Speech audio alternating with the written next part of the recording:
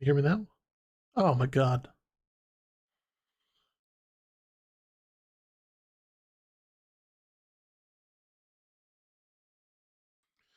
Okay. Well, hey, on the upside, I've got the stream fixed, and now there's actually audio to go with it, more than just stream beats. Oh god, sorry about that, guys. On the upside, it's going to be kind of a quiet week this week. Obviously, we got the February patch, which is huge. Uh, like huge is an understatement. Uh,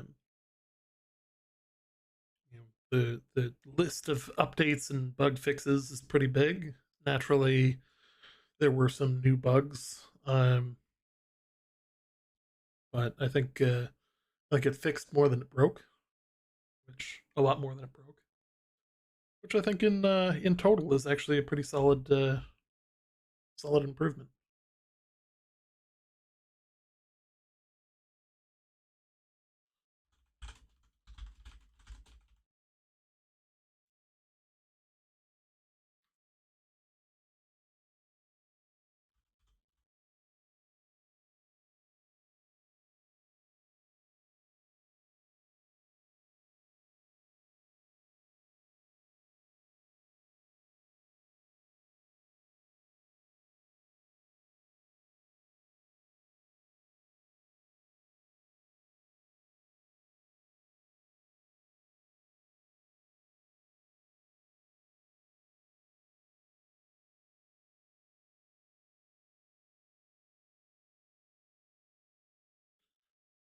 Right.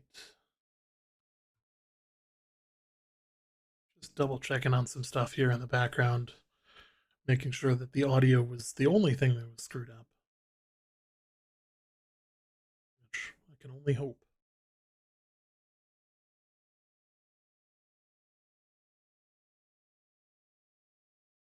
So how are you guys feeling about this month's patch? Very curious on what you guys have to say.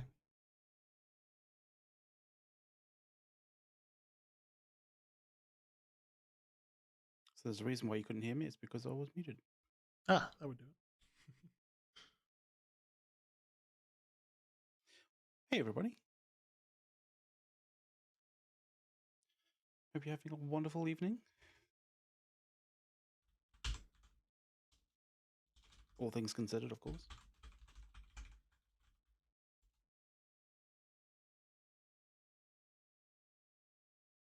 Yeah, it's turned into a pretty decent day.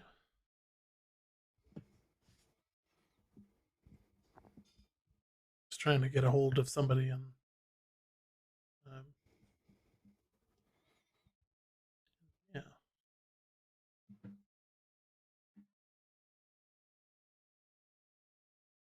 I'm having a bit of a bad hair it's day as such. not dead. Everybody keeps saying it's dead. It's not dead.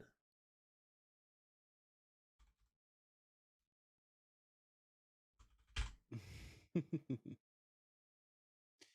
just guys haven't actually, had the stamina to stay with the game for long enough.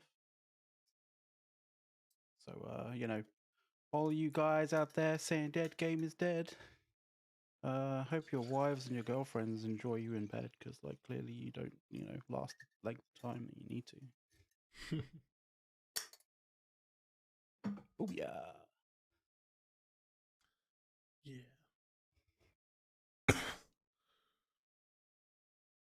What people don't realize that this is the reality of almost every game is it goes through the cycle of a ton of people at launch and then trickles off to a steady audience. Um, and there are other factors in play, like Lost Ark coming out. Mac is a lot quieter than A's. Let me fix that. I've tried Model Online too. I tried it during the alpha, some of the alphas, and I think the closed beta, and it is woefully, yeah, dull. Really fucking dull. Like the like the hype videos and stuff like that that come out about it, like it is like sounds great, but like the actual gameplay is dull as fuck. And that's in chat here. That's good to hear. Like war needs to be consistent. I think they've admitted that war needs to be a little bit a little bit more balanced to the attacker, um, which I would also argue that I there are wonder. not that many tacticians out there that fully understand how to actually conduct a siege. Uh, Yeah. Hey, Jendal. Yes, I was. I was heavily involved in it, and I was actually a mod, and I actually at some point, at certain points, I was actually the lead mod on the Tranquility server for H1Z1.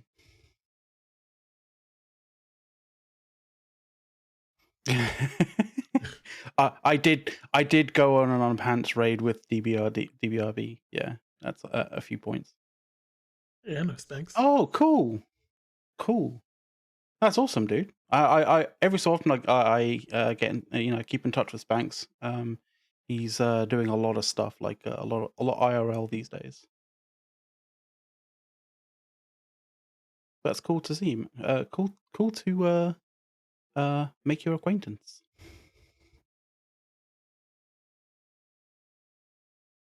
Very nice.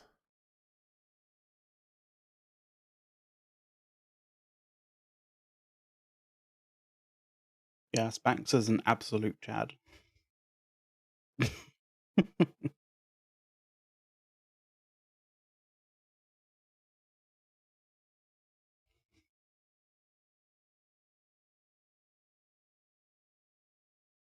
Right, I'm trying to I got rally you, man. something here, and it's not particularly going well.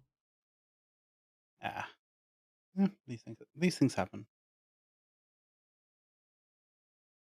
I have a feeling that if he's doing what I think he's doing, then he may be like, um, tied up with a lot of stuff. Yeah.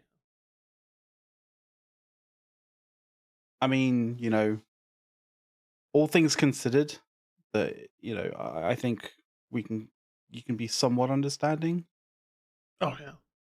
although it is a little sucks a little bit.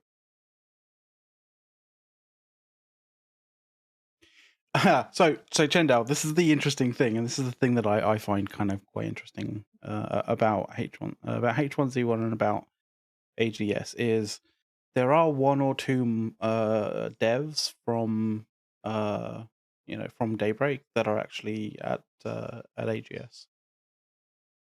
Yeah, we actually know one of them really well too. Yeah, and he hasn't changed his name either. His tag name as well. If you know who Legion is, then you know who Legion is, and the Legion of Daybreak is the Legion of uh, AGS. Yeah, He's exceptionally good at his job.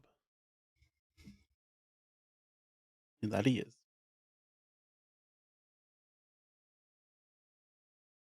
Can very well be. I'm glad he found a better place to work than Daybreak, because like I feel like Daybreak was a bit of a bit of a meat grinder, to be honest.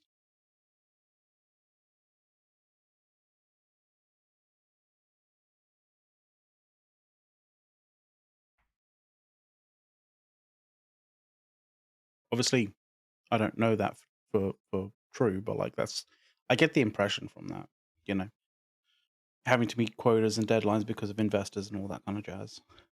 It's not like the best experience.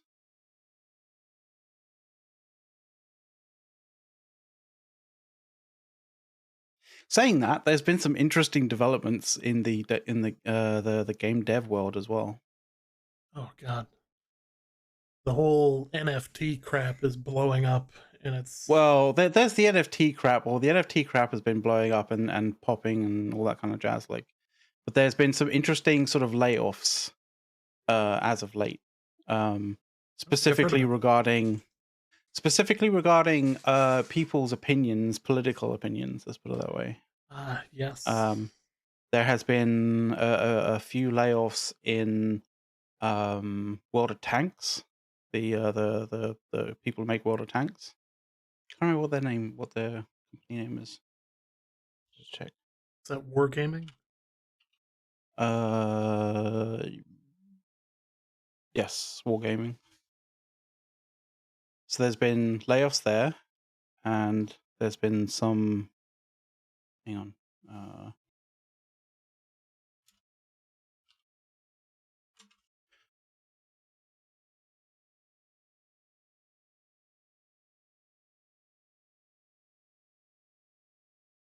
I've heard Yes. that there's been a few people who've left the Escape from the people who make Escape from Tarkov. Battle State. No. Who is it? Yeah, Battle State. Which interesting. Hmm.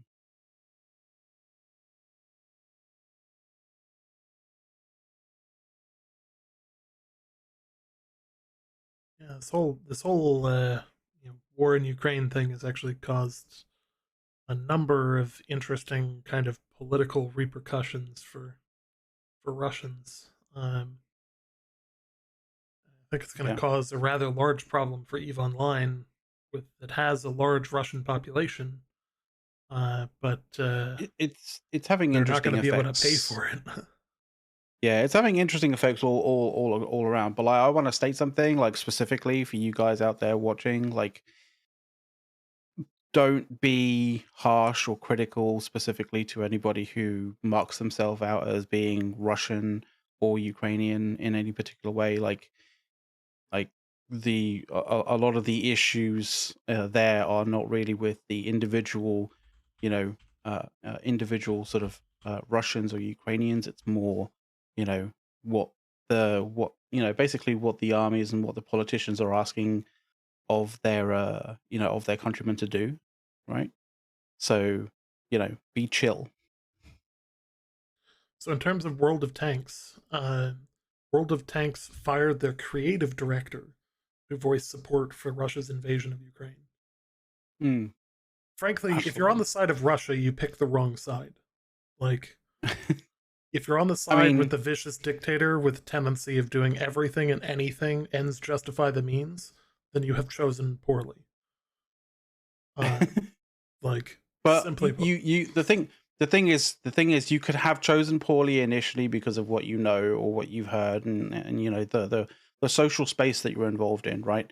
And then knowing new information coming to light and kind of realizing, maybe what I was told previously wasn't the full truth, and making a different value judgment, coming to a different sort of conclusion. Like, I'm all for, people sort of realizing their wrongs, or, sort of like, kind of coming full circle, that kind of thing.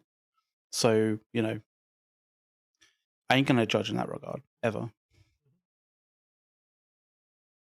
But if you know the full state of what's going on, and you're still like, yeah, that Putin guy, for sure, then I don't know what's wrong with you. But like, yeah.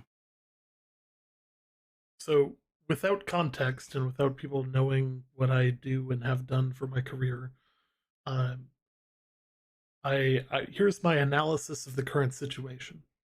Russia has lied to create a pretext for invading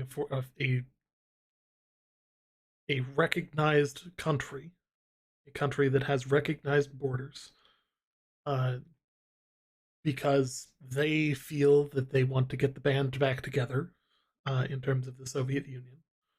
Um, there are some intricacies with Putin himself. Um, this is entirely theory, but it is backed up by some credible analysis. Um, for those that don't know, Putin has not been seen recently and has not been attending any public gatherings where he needs to be close to people. And additionally, he's been very distant from even his advisors, where oftentimes they're seen at the end of a comically long table. Uh, there is a theory that the reason that this is that Putin may be immunocompromised and or possibly have cancer, and that um, his aim to solidify his legacy is what he's aiming for here, and that he has made a dramatic miscalculation because of that. Um, yeah, it's almost like he's afraid of being shot. If I was him, I would be afraid of being shot at this point because this miscalculation, he assumed that the corruption in Russia was not as extensive and didn't make it down to the points that it has. For instance, instead of buying new rations for the army, uh, those funds have been siphoned off, and what's being seen in the field is that soldiers from the Russian side are being given rations that expired in 2015, 7 years ago. Um, they're out of fuel because they didn't have fuel to start with. They weren't going in with Oh, full tanks. Their supply lines are complete shit because they weren't planning on this taking this long. Like there's so many factors to this that it's just not. It's well, they endemic were in they their were in their whole setup. All the way down to like soldiers getting called up for training.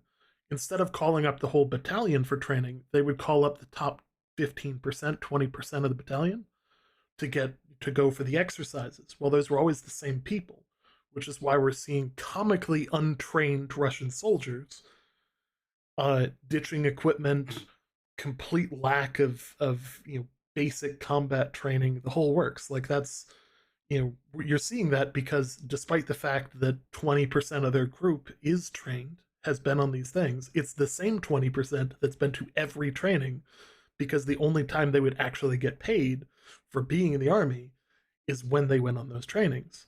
And of course, they're not going to take the people who aren't in political favor with their commanders. So you know it's endemic within their government and within their military that this wasn't going to go well. And the impression from having 20% of your group trained was that, oh, hey, these guys are great whenever they're out. They know what they're doing. Well, when you have 80% of them that know nothing, this creates a lot of problems. And of course, when you run into a situation where you can't take a column down the same road, you have to split and separate. You don't have enough trusted commanders and you don't have enough trained commanders to actually manage that, and you're getting your air cover off, you're getting your signals your signal control in terms of communications off. Like nothing is being set up right because they just don't have the forces, they don't have the training, they don't have the capabilities. um, what's funny is that most intelligence uh, agencies vastly overestimated Russia's power. Vastly. Like, they assumed that the entire army was trained to the level that the 20% or so are, and they're not. Uh, and on top of that, most of them aren't even being told where they're going, let alone that they're going to war. So, from there, Russia has continued to spread lies instead. And here's the thing, like, they're lying because instead of instead of them bringing something like genocide to the UN, they unanimously and unilaterally decided to act on it on their own. You know, now let's talk about nukes because Russia has threatened that, and they've elevated their nuclear deterrence core twice to what is now a combat ready state. Okay, more power to him, but he knows that if he fires anything, it's game over. Like, it ain't gonna happen. Um, like there, if he fires anything, his population will uprise against him because it is wildly unacceptable, even within Russia, for that to happen. Two, it just won't be pretty. Like, you can't imagine what the West's response would be if he launched a nuke. Like, shit, China would nuke him back. Like, yeah. Now, here's the other part of this. We know that he's got about 7,000 nukes or so, ballpark. Um, but we also know that he's got about a $30 billion budget for his entire military. Judging from that, and judging from the training of his uh, current weapons, or his current army in Ukraine and elsewhere at this point, uh, one might assume that not all of those nukes are operational, and that some of the maintenance required for that equipment likely is not up to date. I mean, yeah, but also to Now, some it's not degree, something I want nah. to Like not test. all of them, obviously. You only need one to go off for World War III to start.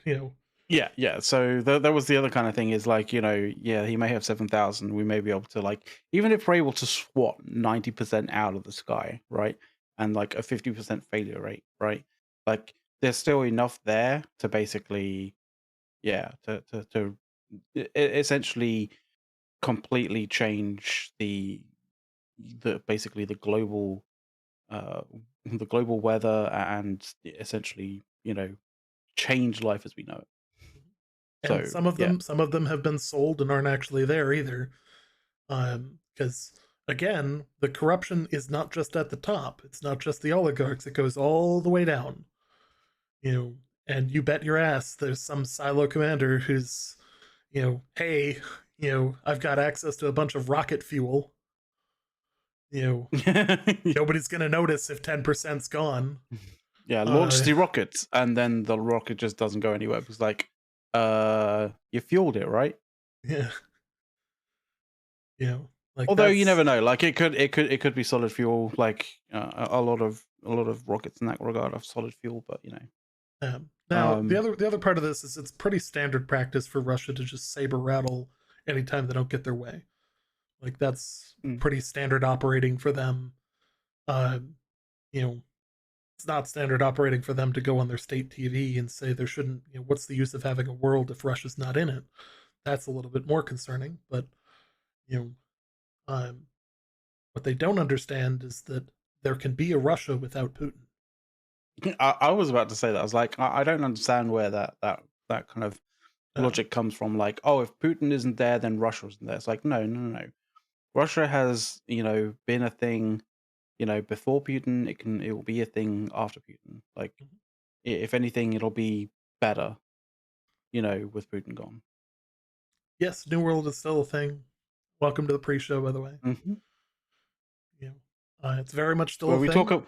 where we talk about what we did for the week, and Yeah, a large proportion of the week seems to have been doom scrolling for at least for me. yeah. Trying to figure out if the like there's yeah. It's been a very interesting weekend. Like So, I haven't even gamed this weekend, which is really weird. so I want to say something a little like that because like I haven't gamed much at all this week, but I have been very, very much in touch with gaming communities, specifically with one of my, you know, my more beloved kind of gaming community inside of Eve. I haven't actually played Eve at all, like this week, but like I've been in touch with my Eve bros in the initiative. We have a lot of people who we've got a corp, and we've got a corp of people as well as a few here and there that are Ukrainians and are in that situation. We are also, we also have a fair few Russians as well. So it's been, you would think that that situation would make the whole kind of deal really tense, but like we're chill enough we're modern enough and we're compassionate enough to be able to actually converse about this even while it's happening, without it breaking into like absolute chaos and people having to literally restrict people's roles or literally like kill channels. Like, it's been actually pretty good. And one of the nice things about that is that happens because games allow players to congregate and enjoy playing something or doing an activity together, specifically video games and specifically MMOs with like, that persist over a longer period of time. Like, they allow players of different nationalities to play together for longer periods of time and actually get to know each other, to the point where like regional barriers and national barriers like break down.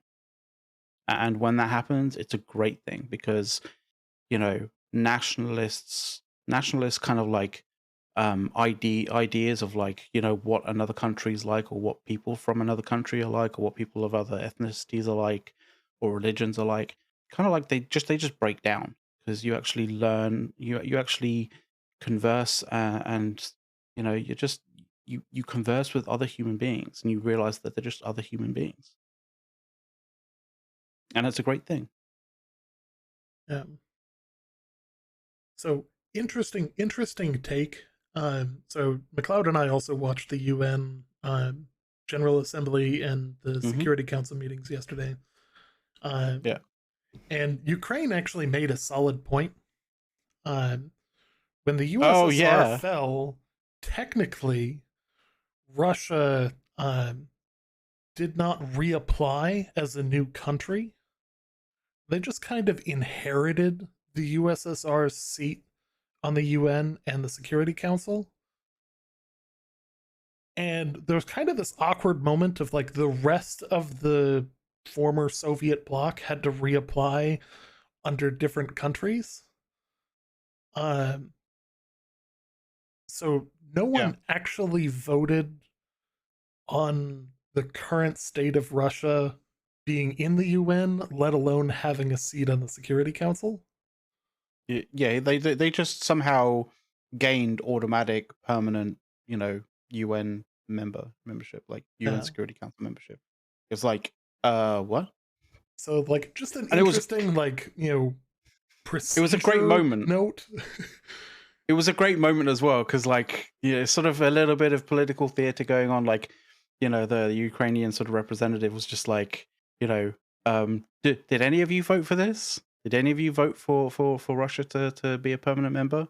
Like, I'll wait. Like, in fact, I'll even I'll put on my glasses so I can see and make sure that I can see any of your hands up. And he just like, it was just a great moment where like you could tell that nobody's hand was up in any way, shape, or form. It's like, yeah, I thought so. Yeah. So like in terms of like Robert's rules of order, that's definitely a thing that's worth challenging because they're very procedural based and like that was kind of funny. And then the other thing that was kind of funny from the Security Council was Ukraine going, Russia's committing war crimes and giving a solid list of them. Russia turning around and saying, no, we're not. You know, like you can't. There's no evidence of this. It's all lies. Here's the thing: like a lot of people throw things around like war crimes, and understanding like what munitions are and aren't war crimes. It's not. Most munitions are not banned in a wartime setting. Like when when it becomes a war crime is when it's used in a civilian location. So like this is why like the US was able to blow the shit out of caves and shit like that in to fight the Taliban. You know, in Afghanistan, we weren't bombing cities with these massive bombs. We were bombing military targets that had little or no, if any, like there's you have to be very very very very very careful about civilian casualties. Um, the Russians, on the other hand, have apparently no guys to even pretend that they care about civilians. Like today, they literally bombed a government building that you can see in the video. It blew up several cars that were driving by, just average people. Like, it was like they don't give a shit what these rockets hit, and that's, you know yeah. So like, the Moab, again, if you're bombing a military target and it only hits a military target, then sure, that is not a war crime. However, again, I'm not a lawyer either here, but when you use it on a civilian target, even if you hit a military target in the process, that is a war crime. You know, and then Russia's complaint Yeah. is that, well, you're mixing in your civilian and military targets. Well, again, there's a way to deal with that. You have to go street by street and cut them out with weapons that are not, you know, Yep. mass area affecting weapons. You know, you're going to Yeah. have to be more surgical about it. And surgical is the key as well because, like, you can tell that a lot of the weapon systems being used are not in any way precise. Yeah, these You know, the there's a few hits that do multi seem to rocket be. launcher things. I forget the Yeah. exact title of them. Those So are like, if you they hit are a city with MLRS. that, that is definitely a war crime. Yeah. Like, So it's they're commonly referred to as MLRS systems, so multiple yes, launch rocket systems. They can be guided, they can be unguided. The more modern ones are guided, but they seem to be not the ones that are being used. There are yeah, Russia do have, like, they're called TOS MLRS systems that are more advanced, but it doesn't seem like they've used them that much yet. yeah. It's almost like they took everything off the shelf from the 1970s and early 80s and were like, this is good enough, and like Yeah, it'll be forgot to fine. bring the new stuff. Yeah. Oh, we'll do what we'll do what we did in Syria. It'll be fine. Like, Yeah, no, no, it won't. Like, the reporting is much more holistic, and you know, yeah, there's a lot of information and a lot of, like, videos and stuff coming out. Obviously, there's a lot of fakes and a lot of sort of that kind of thing also happening. But like, it's unlike unlike what Russia would want you to believe, not all of it is fakes. In actual fact, there's a large majority of it is actually real. There are fakes out there, but they get found in court fairly quickly. yeah. I think one thing that I think has really broken the mold, and really like given people a lot to think about.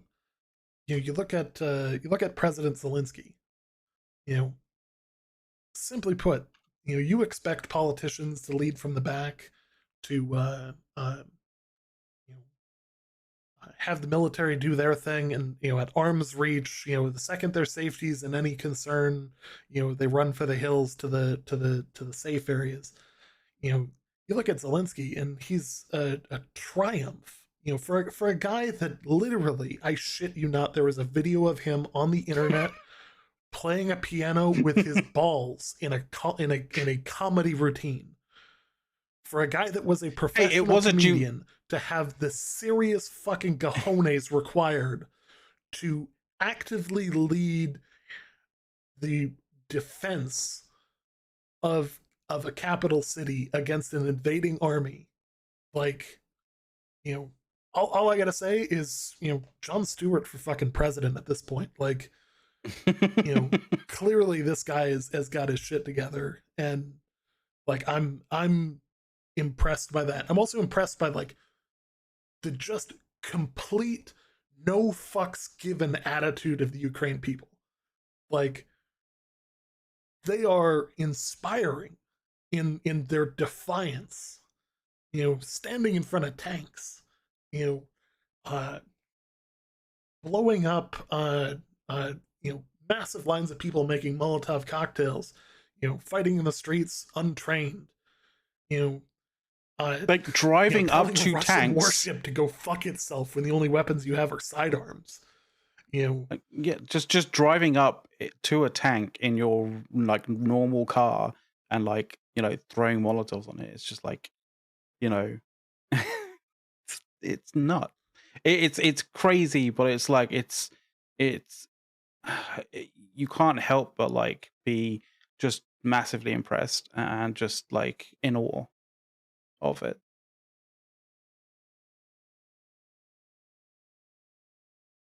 Absolutely, absolutely. It's a great moment. I'm trying to find it in the UN secretary kind of Uh, thing where um we have just hit 7 o'clock, so we're going to rotate over to the ah normal show. okay. That said, you know, more power to Ukraine, and let's get into having some fun. Talk about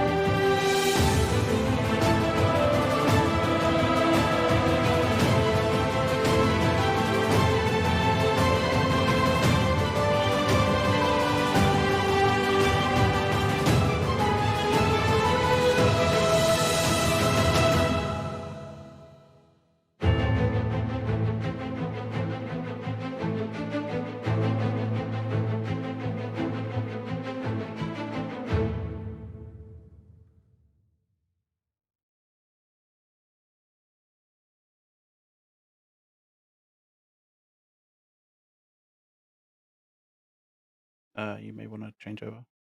All right, welcome everybody to the show.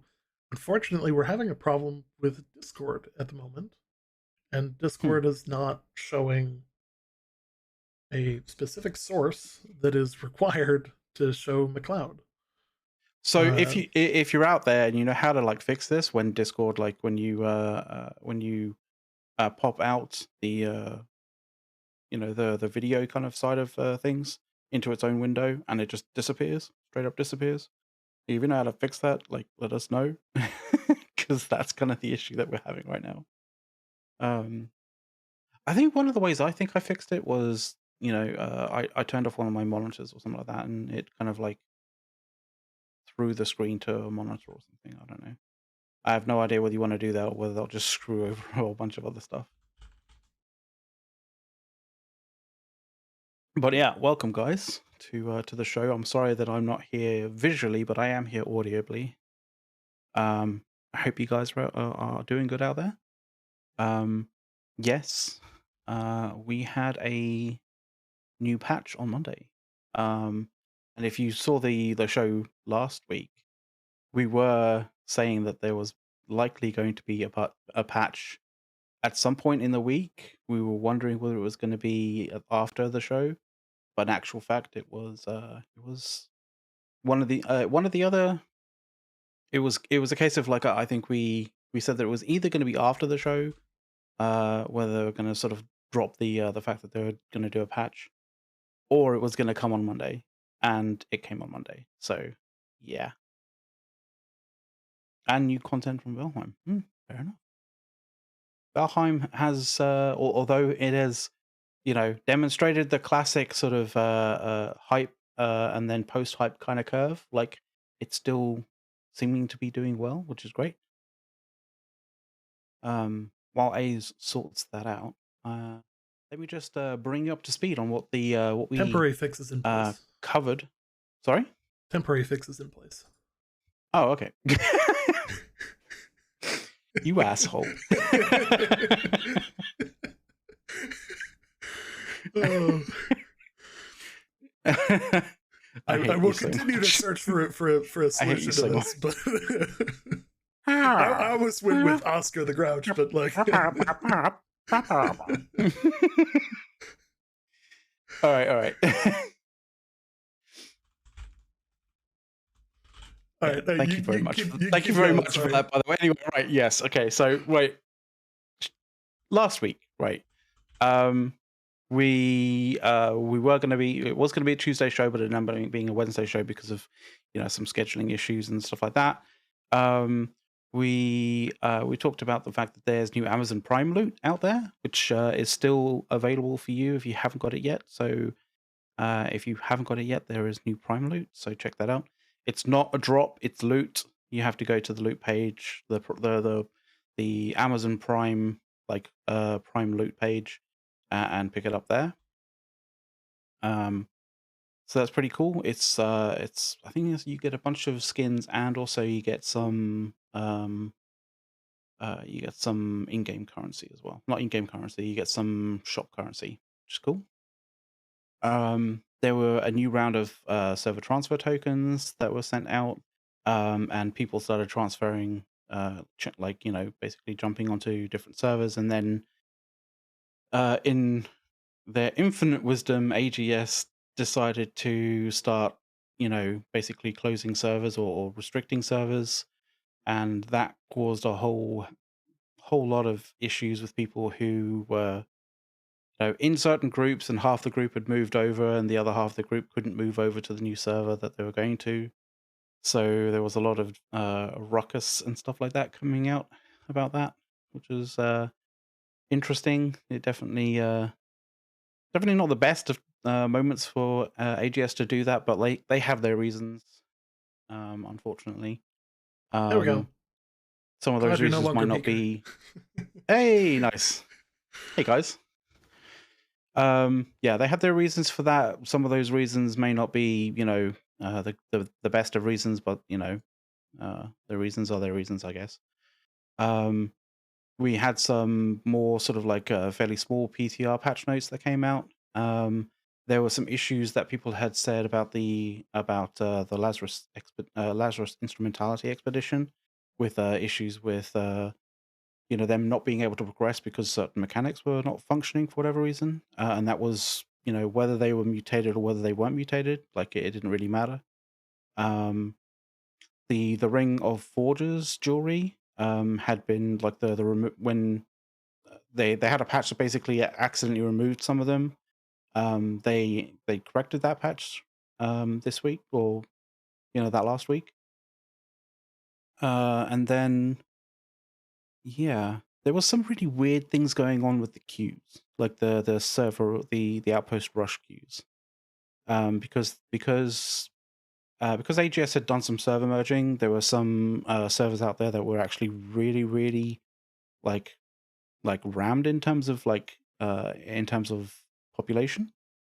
And for whatever reason, there was sometimes the outpost rush matches didn't actually want to start, so you had this weird kind of like huge amount of queuing going on with the outpost rush matches that weren't actually starting, which was really weird. Yeah, And then that was a weird one. You could get up to like I 200 was people, click to be ready for it, and still wouldn't kickstart one. it was strange, because normally you wouldn't see that at all. Like normally it'd be right on there, like setting up a new match and all that kind of jazz. And then I think it was that day. Was it that day? Like literally on Wednesday? Or was it late Tuesday? I think it might have been late Tuesday. But AGS dropped a new dev diary video. And so we did like a quick run through of like what was in that to some degree. But essentially we finished that at a very particular point because we were going to jump everybody over to something that AGS are doing now a little bit more often, which is like a watch party on their Discord. So that was really cool. That was actually so the first. So I've been to both watch parties for these Yeah, longer videos that they've been releasing, and the first one it was basically like you sit there and occasionally you'd get some comments from the devs, and you could tell they were reading the chat, but like it wasn't super active. This one last yeah, week though was interactive is not the right word because it was like a wholesale discussion, and like the topics being brought up in the video were just kind of like prompting the discussion to move on to different topics. and it was really cool because like Roxy, Trevor's, um, and I think there was one more that dropped in. You know, were very very active about talking about how they see the game and how they see like the opinions of people. That's a good fix to your camera, by the way. Cheers. Yeah, I was like, I was going to yours mention that looks after the show, but way. yeah, I was like, your blacks look way deeper. I need to sort that out. yeah. Um, like it was very well done. I'm incredibly happy that they're choosing to engage with the community. One of the reasons we focused on ending our show was to ensure to push more people in there, because the first one had like maybe 10 people show up, because like they announced the thing the same day, uh, and you know it was really kind of interesting to see because they were interactive with the community, but they were also surprised that they got a ton more people. Um, so I know many of you guys went to that, so that was a good opportunity. Make sure when they release future ones to check that out because they will do that in the future, and they're seeing that as a great opportunity to gain feedback. They actually open up a channel for the watch party with a new thread where they take all of the comments from that thread, and that is its own feedback source. So if you want to be in a focus group of what was basically 25, 30 people, you know that's a really great opportunity to leave some quality feedback that the devs are very much looking at. And yeah, I know I have sent an open invite to any developer that would love to talk on the show. Uh, I've also We don't bite. been I've also been so in a completely different capacity. I've been approached by Reddit, and I'll be forwarding this offer on uh, to onto the New World team. For those that don't know, Reddit now has what's called Reddit Talks, which is basically a um, kind of way to run an interview or run a voice based conversation, with the approved speakers and that, and have an interview in a very public way. The Reddit is not a small place. For those that don't know, I'm one of the moderators on the Reddit. Um, and this would be a really good opportunity to get a lot of eyes uh, on this. And the idea actually came from the creative producer over at Reddit. So I'm you'll see me forward that on Pretty to cool. them, and hopefully we can get something on that front. It is you do have to approve the people to chat or to talk in the channel, which thank God that's a thing because we all know the kind of people that on the subreddit. yeah, that would be a bit bad. Yeah, there's that been that some hesitancy on that front.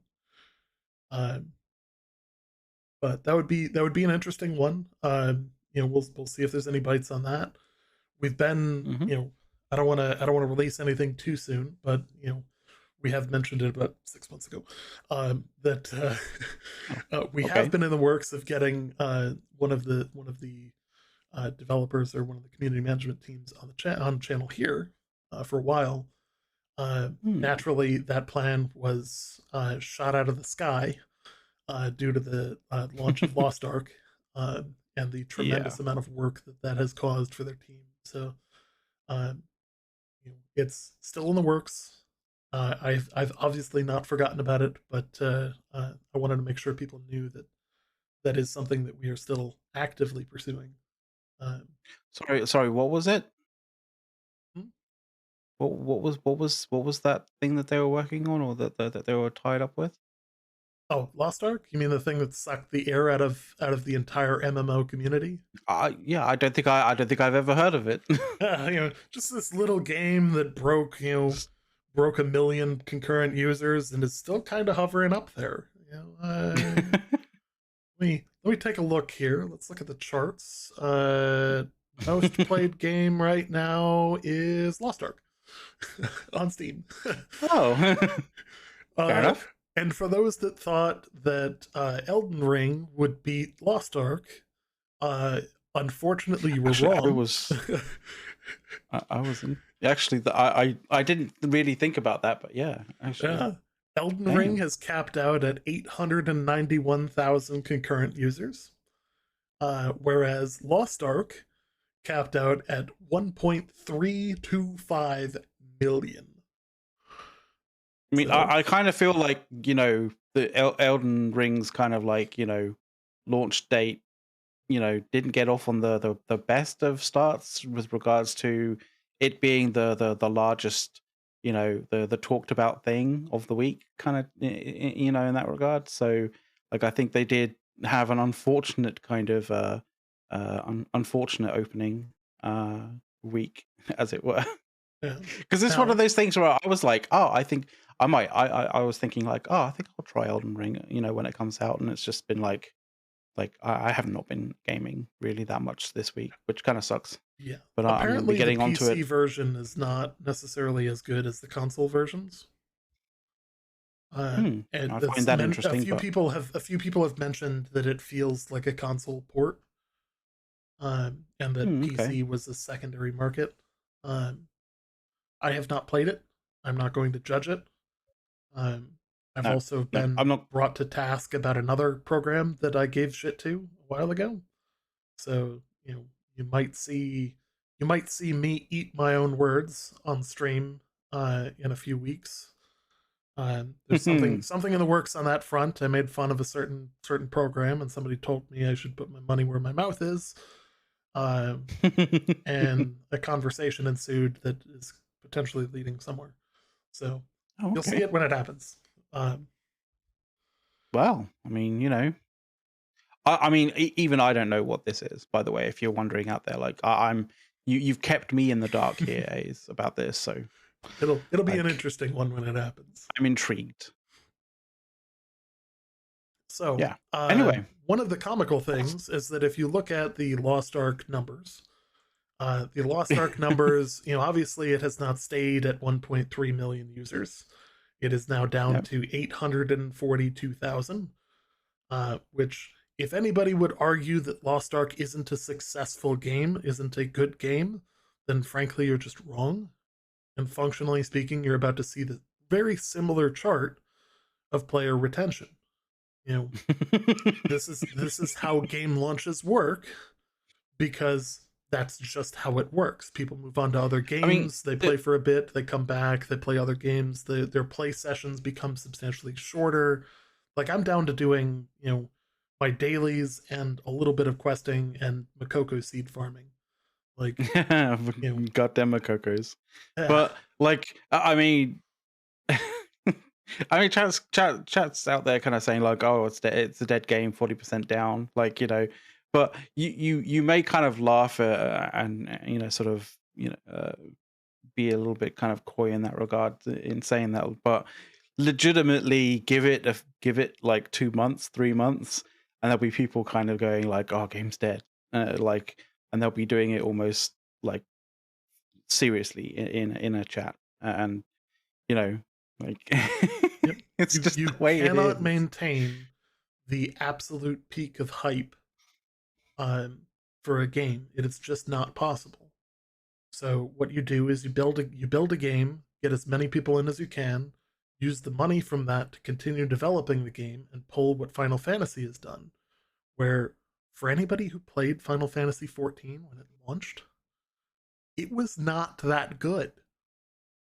Like, Y- uh, you know, Yeah, yeah, true. But like, I think this idea of like sudden surge in sort of popularity, like it extends past games. Extends past computer games. Extends past like PC games and MMOs and stuff. Like, you know, I'm drawn to an example of like say over here in the UK, we have Wimbledon every so often, right? And when it comes around, generally, a lot of people suddenly are like, oh yeah, tennis. I haven't played tennis for a while. It'd be really cool to play some tennis, and suddenly there's a surge of like people playing tennis. Over this period where Wimbledon is played, like it is going on, right? And then after Wimbledon's finished, like people kind of peter out and sort of like stop playing tennis to some degree. Some people carry on with it, just a little bit more kind of thing. But like, I think generally it's just a fact of it's just a human thing, right?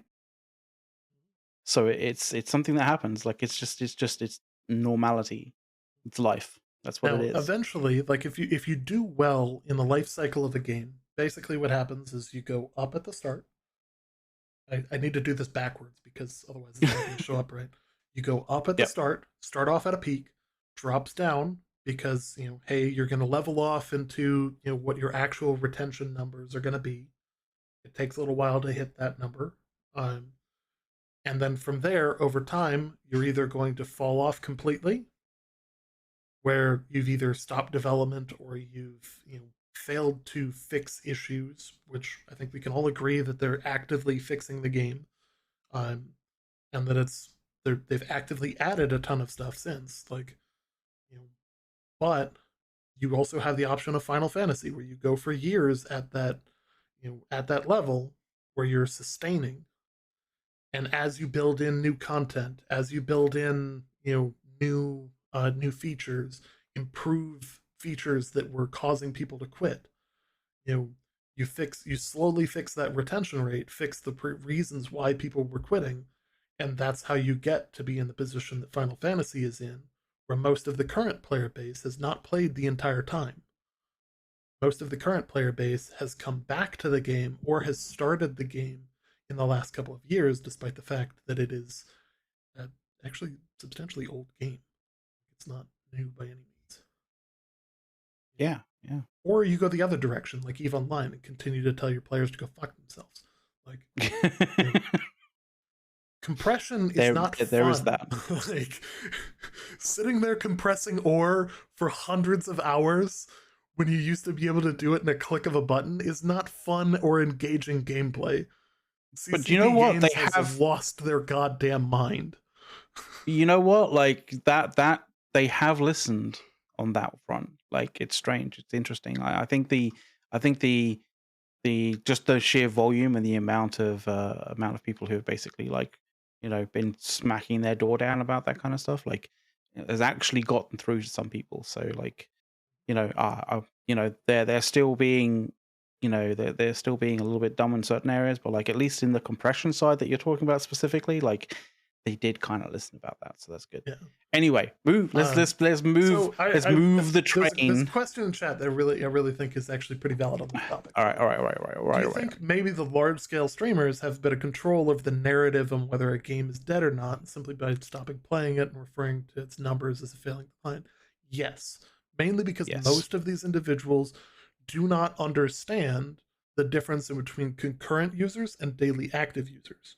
One of these we get, Well, the other ones we don't.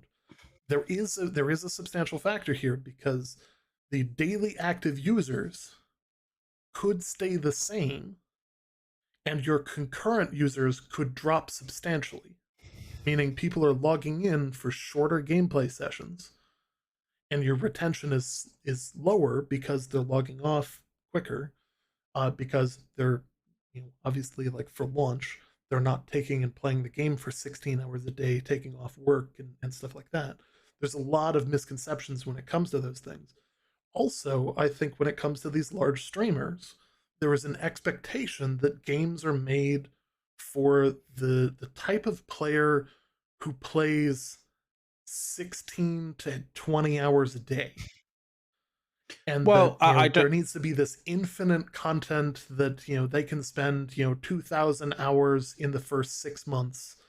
uh you know there is no game that it's made like that. you know I mean, yes, but no. But like I agree in certain respects for what you say, but I also kind of disagree to some degree. Like, yes, the games are designed, to some degree that like you can spend an absolute ton of time in per play session, which these guys do. But like, you know, creating that much content for that can span such a long period of time for people making these game or playing these games for that long that consecutively day after day, like you are going to go through the content much faster than any normal kind of person, any person who has like sort of daily responsibilities, having a regular job, that kind of thing, right? So you're going to get through the content way faster. The other kind of thing is streamers generally, especially, not sort of like streamers like, like us, where we're, doing a talk show and that kind of stuff, but like more let's play kind of style streamers, the majority of streamers um tend to move where the sort of like the popular games are, because they want to, they want to have a slice of the larger sort of population that are, looking for the, the new, like, game of the month or something like that, that kind of thing. um and so The they generally tend to move with with the style of the month as such. Yes. um Additionally, if it becomes in the meta to mm. rag on a game, Oh yeah, if no, that's the I was gonna prevailing get to that. opinion, controversy sells. You know, Yeah, I was gonna like get to that as there well. is a number of large YouTubers out there that have even admitted to this on their streams, or on their Yeah. YouTube videos, that their bias against the game is based on the community. You know, and if the community waves one way, then that's the opinion that they're gonna have, because that's what gets them views and that's what pays the bills for the people who do this as a living. McLeod and I do not Mhm. do this as a living. Sure, we've got a bunch of fancy lights that have been all paid for by people subscribing and donating through Patreon and all these fun things, you know, but this is far from making a living here. To give you guys an idea of what it costs for me to live where I live, I pay over $2,000 a month in rent. So this is beer money at most. Like, Yeah. if that. So like, and I would say we're not we're obviously not a huge stream, but we are growing and we're having a good time with it. And, you know, but we're also not out there to ride the hype train. We're out there to be part of the community. We're not gonna get involved in something that we're not passionate about, and we're not going to dig into um, any kind We're of not gonna depth on a fake. game, Yeah, we're just no. because we're chasing views.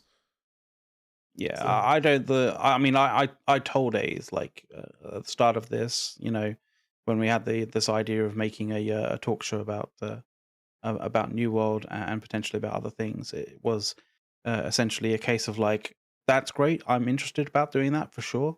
But like, I told him like straight out that like, I don't want to be one of those channels that just follows hype and rags on a game just because it's the cool thing to do.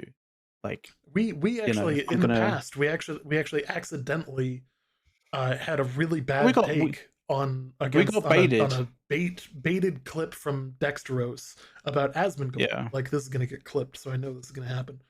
We didn't yeah. intend to, like, we thought that was legit, our bad, like 100%. And immediately after, it wasn't because we got heat from Asmongold or anything like that. Like, if anything, it It helped us was. I think it grow, was. but it was not something that we wanted to do. It was, hey, we Yeah. were taking something that we viewed as a legitimately bad take, and unfortunately, we got baited by something wildly out of context. Yeah. But we It was. retracted what we said. It was unfortunate what happened. Essentially, if you don't know Dextras, it's like it is essentially sort of like a modern day sort of um like e-celebrity style uh sort of website, right? That basically they create articles that try and buy into the hype and buy into the buzz of celebrities, and tries to manufacture sort of feuds to some degree, by creating hot takes and then sort of using those hot takes to bait people out, and then then they take the hot takes of the people reacting to that, in order to generate views and clicks and all that kind of jazz, right? That's basically what they do. And then And I'll you tell know, you what, you know, essentially, in terms of gaining an audience, that like 4 days that hung in the air between shows and between him picking it up on his show was one of the mm. largest growth periods for our channel. Like, See, and I and to never me, knew that like that's a channel would grow bad. like that.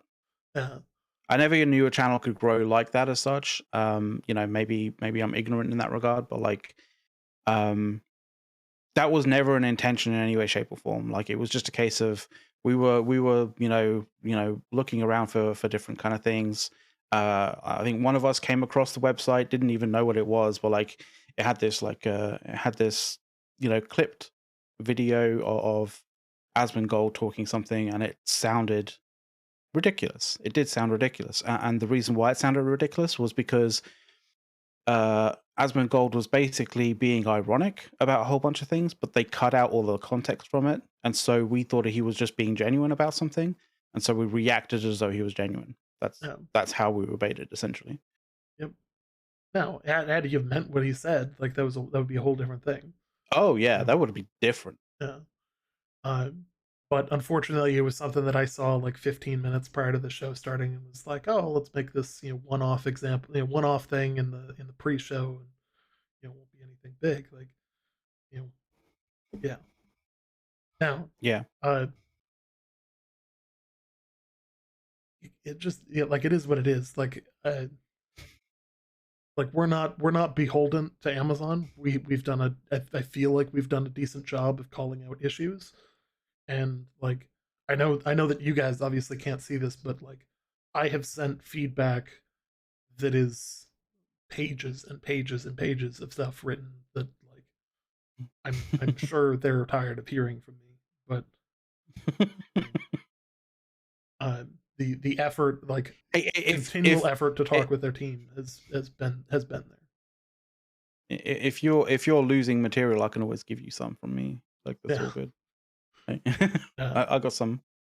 Um, so Saying that, our patch notes actually have a bunch of, this is an issue, that is an issue, this is an issue, that is an issue. So, so uh, the February update, there are a lot of things that clearly somebody on the dev team is either reading my emails uh or watching our show, because like we hold no holds barred. Like, if we have a problem, we showcase the problem.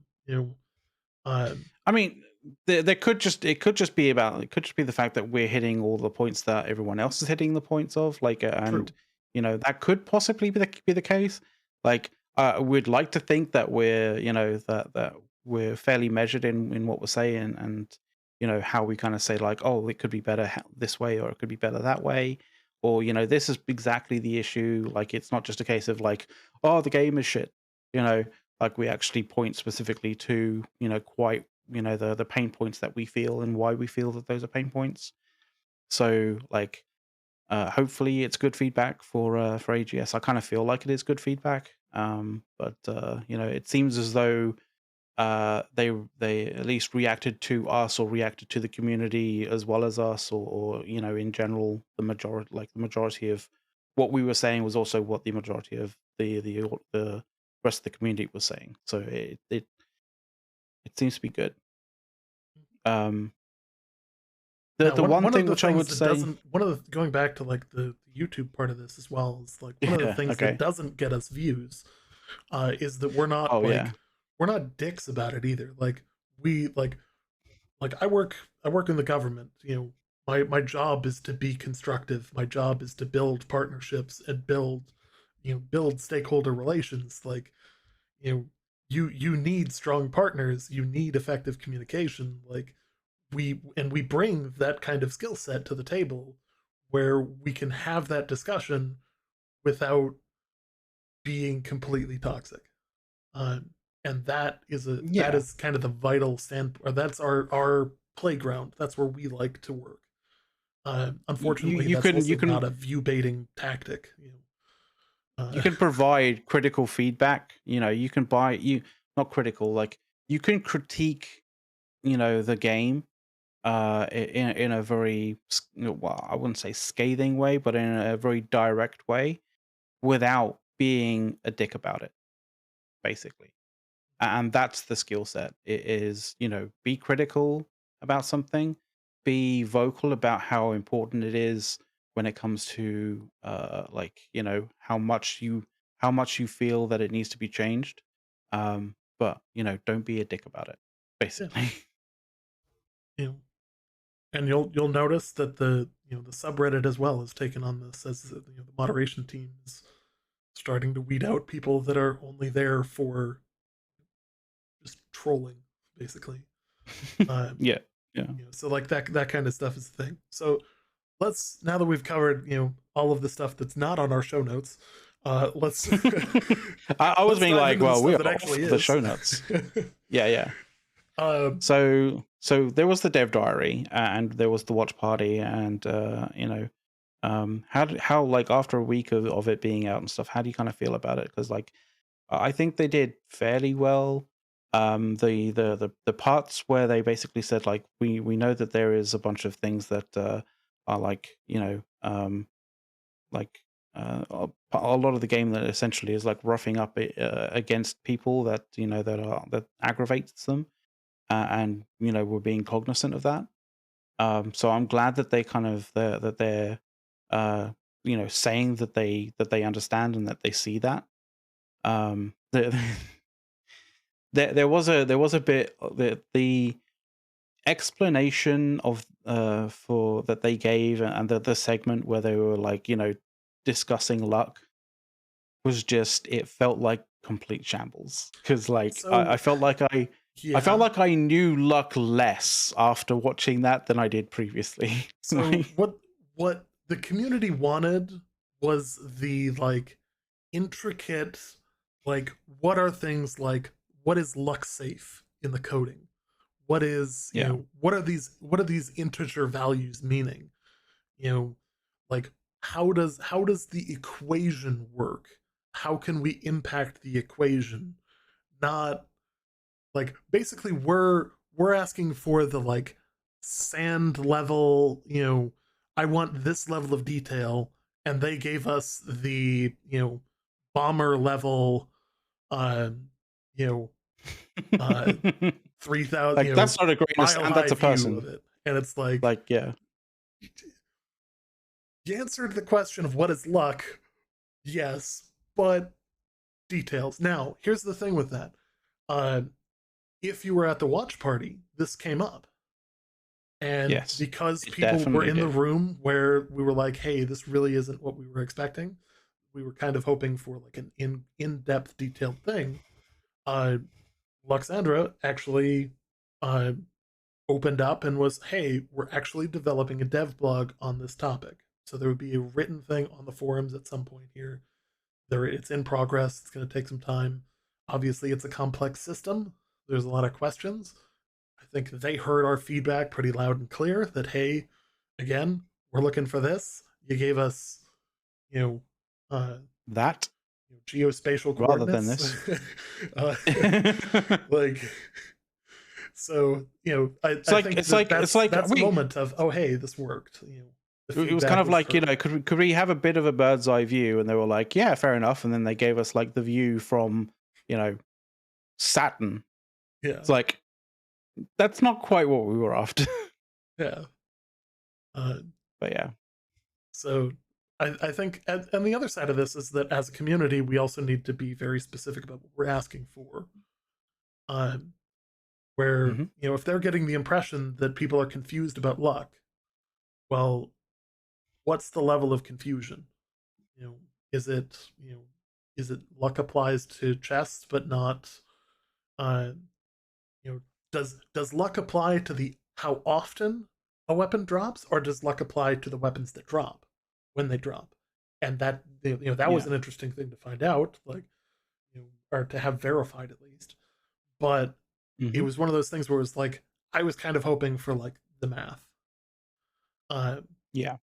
and I know that like there's some level of like, we want to keep that a little bit on the inside, but like people should know how they can impact their chances and what the meaning of having luck gear is.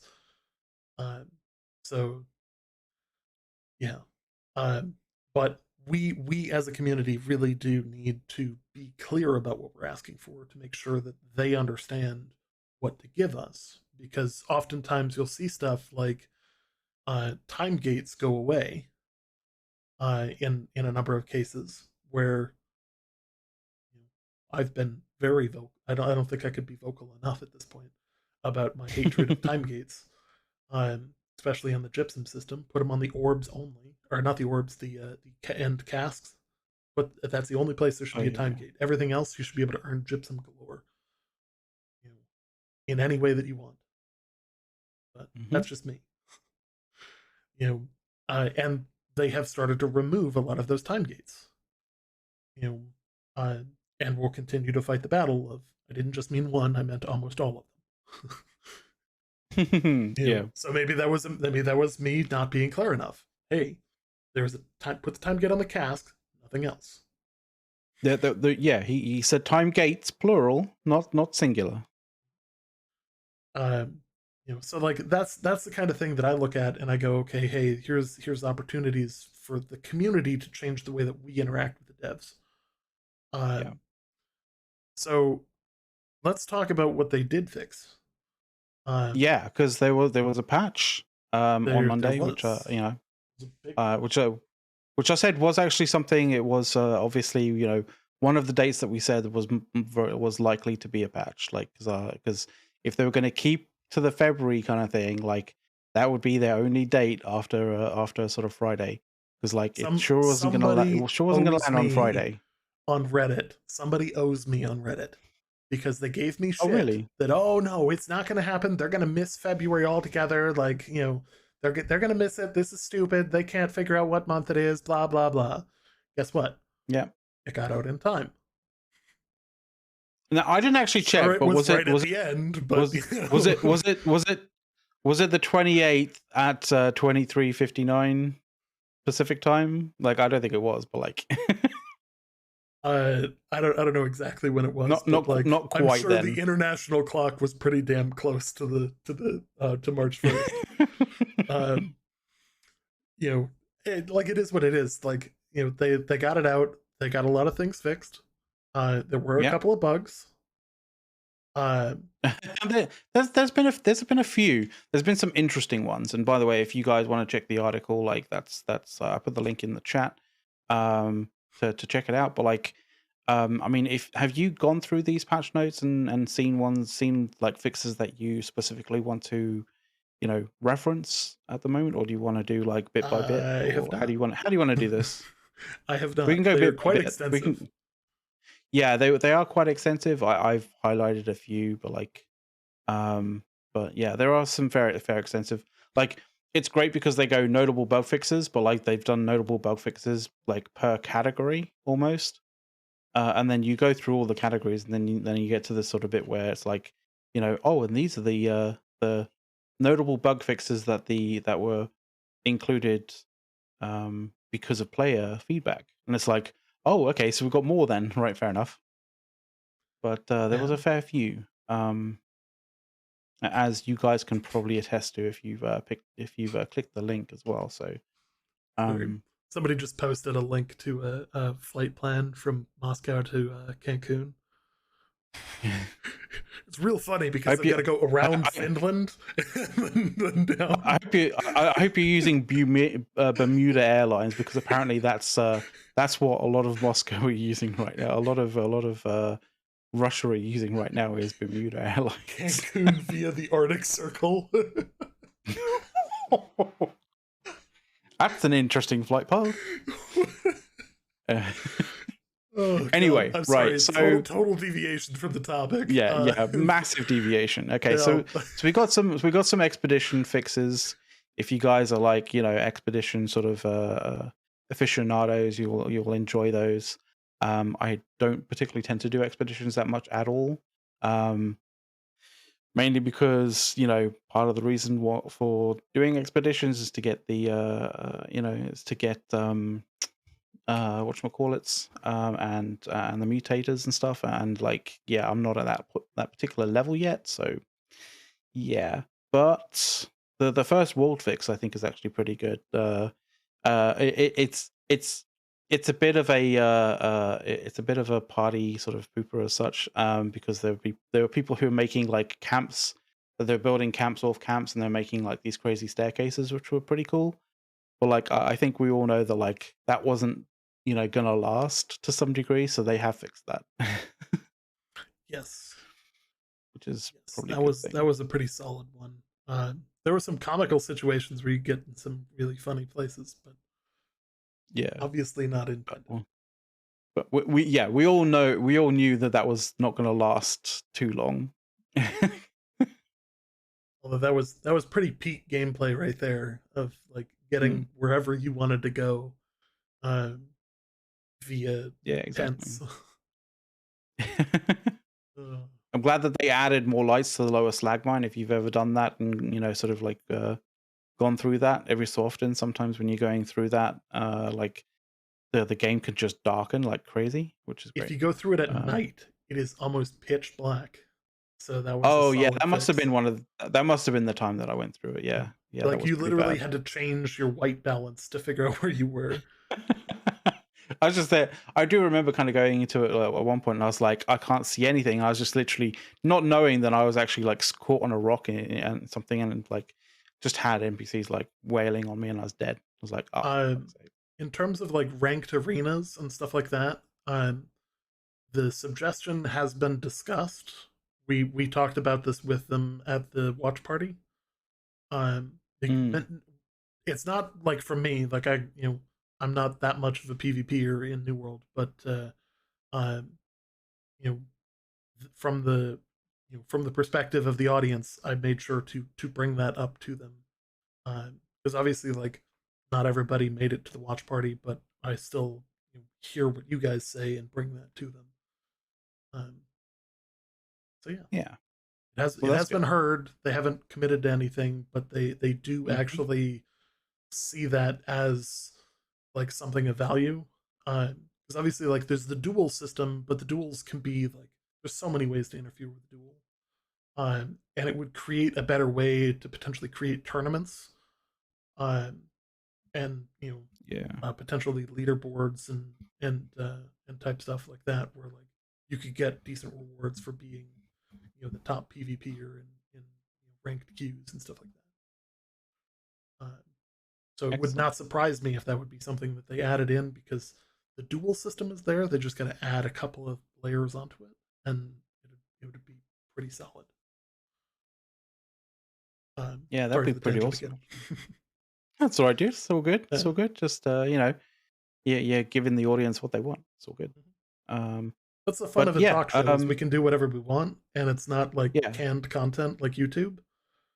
yeah. Uh, It's not like we've pre-recorded this and then we're just putting it out and then like you guys speak whatever you want to speak uh, and like you're not in. I'm not actually sort of like interject your own kind of cool sort of stuff into the show. Like, yeah, we're here, we're live. If you guys like ask cool things or ask interesting questions, and we'll tangent. Specifically because of that. Um, so if you've ever played Outpost Rush, you probably have had a brute basically throw a ball, a corrupted ogre like throw a a ball. ball. Yeah, but apparently they they've fixed an issue that caused the area to match its visuals now. So apparently, so that's good. You Um, on this bugs list. General, I just literally kind of go past. I'm breezing past general AI right now. Okay, sorry, Um, it's a very large list. as such. Yeah, yeah. I'm literally because it's quite large, and so I'm literally going down to combat because like combat is kind of where it's at when it comes to sort of actual Okay. fixes that really kind of affect stuff, right? So one of the ones which a lot of people have had issues with is weapon swapping, right? So you can now swap weapons during hit reactions, during dodges, during transversal, which is essentially like vaulting over things and onto things and all that kind of stuff. And you can swap weapons while using consumables, except for weapon coatings. Um, but it's a great kind of change. There's been some issues with it. We'll get to that. There's been some interesting changes, some interesting issues with that, but like, yeah, we'll get to that. But like, we'll kind of get through the patch notes, and then we'll get to the issues with the patch notes as well. But weapon swapping definitely something that was needed to be sort of fixed for the most part. Um, the other kind of interesting thing is like dodging and blocking, right? So they shortened the recovery time for all the dodges, which basically means that once you've dodged, you don't have this kind of like awkward moment where your character seems to be stuck in this sort of like momentary sort of haze as to like what the fuck am I meant to be doing. You can actually transition to to movement or additional dodges and that kind of thing very quickly. So um, which adds to the fluidity of the gameplay, which is great. Um, you can now do feigns again. And if you don't know what feigns are, it's basically when you start an attack and then you interrupt that attack, so people see the attack coming and think that you're going to do something, and so they react to basically counter that, right? And if you feign correctly, that basically means that you interrupt your attack and you can start doing a different attack almost straight away, which is great. It's part of good gameplay. It's part of warfare. Half of warfare is deception, and feigns are deception, which is Art of great. War. Part of war. Yeah, it's part of warfare. I So literally have the art of war over here. yeah, I've read um, many of those books, like On War, Art of that's my art of War. war. Um, like Sun Tzu is, I love Sun Tzu. Like he does a great job of talking about ground, um, Yes. and Yeah. like fundamentally like New World. It could New World players and New World tacticians, when you're trying to take and win a siege, uh, need to understand different forms of ground. Like what is positive ground, what is negative ground, what is toxic ground. Um, like What all is of these dead different ground? Yeah. concepts. Like if you understand that, you can understand how to move as a group, and you have to understand it as a collective. You can't understand it as just one person. Yeah. There are elements obviously of like warfare strategy kind of books and stuff like that that you know do have a good relation to warfare and stuff in games, but obviously there are elements of it that don't, right? What I was talking about in terms of death ground, where you don't have anywhere to go, you have no way to go out, so essentially you fight to the death, but you are that much more determined to do so. Like that doesn't happen in games, because in games you can just like quit out, you can go suicide yourself, and then like you're out of it, and you can go and carry on playing your game and stuff like that. Like so there's some psychology that goes on when it comes to sort of strategy and art of war style sort of strategy books and that kind of stuff that don't normally correlate well to games, but there's definitely segments that do, yeah, and I think there's a lot of people who don't actually realize that. In fact, I know absolutely, that there's a lot of people who don't. um absolutely. but moving on. They also fixed weapon swapping. So Yeah, they did fix weapon swapping, yeah, this was kind of for the a most part. large pain point. Like Oh when yeah, it you was. hit weapon swap and you get interrupted, you like your UI would change to say that you had another weapon out. But when you went to use the abilities, it was the other weapon. It was the weapon you prior had out, and it was like that's very not helpful. Like one, you're not It completing what wasn't you told helpful it at to all. do, and two, it's just a pain in the ass because you're being lied to by the UI. So that was a good thing to fix. Yeah, Um, it's definitely good that they fixed that for sure. Like, obviously they've done the feigning with the dodges. There's a shortened recovery time for dodges. The transitioning to movements after dodges is like much more fluid now. Um, when you perform a light attack with a melee weapon, block or dodge inputs will now take priority over the next light attack chain. The reason why is because a lot of people got frustrated, when doing light attack chains. They they'd sometimes get like basically locked into a light attack chain, and something would happen where they would want to block rather than light attack, but they'd been almost queued in, like it almost like queued in, like, a series of light attacks that they couldn't get out of in any way, shape, or form. So, like, essentially, blocks and dodges are now take priority at any other time, at any time when you're doing like light attacks and stuff. So that's a great change. I feel like that's going to really help, like, you know, make the game feel a little bit more responsive to, what people want to do rather than what they've queued themselves up to do, which is great. Jumping.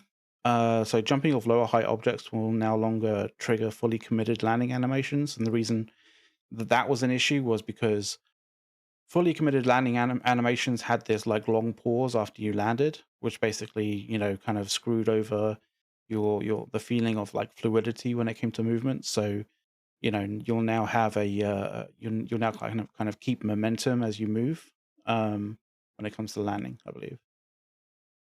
So, especially when it comes to lower height objects, obviously, if you're jumping off like, great chasms, like we've all done at some particular point in time, like you're still gonna, have that fully committed landing animation, but like smaller things that you jump off aren't, which is great.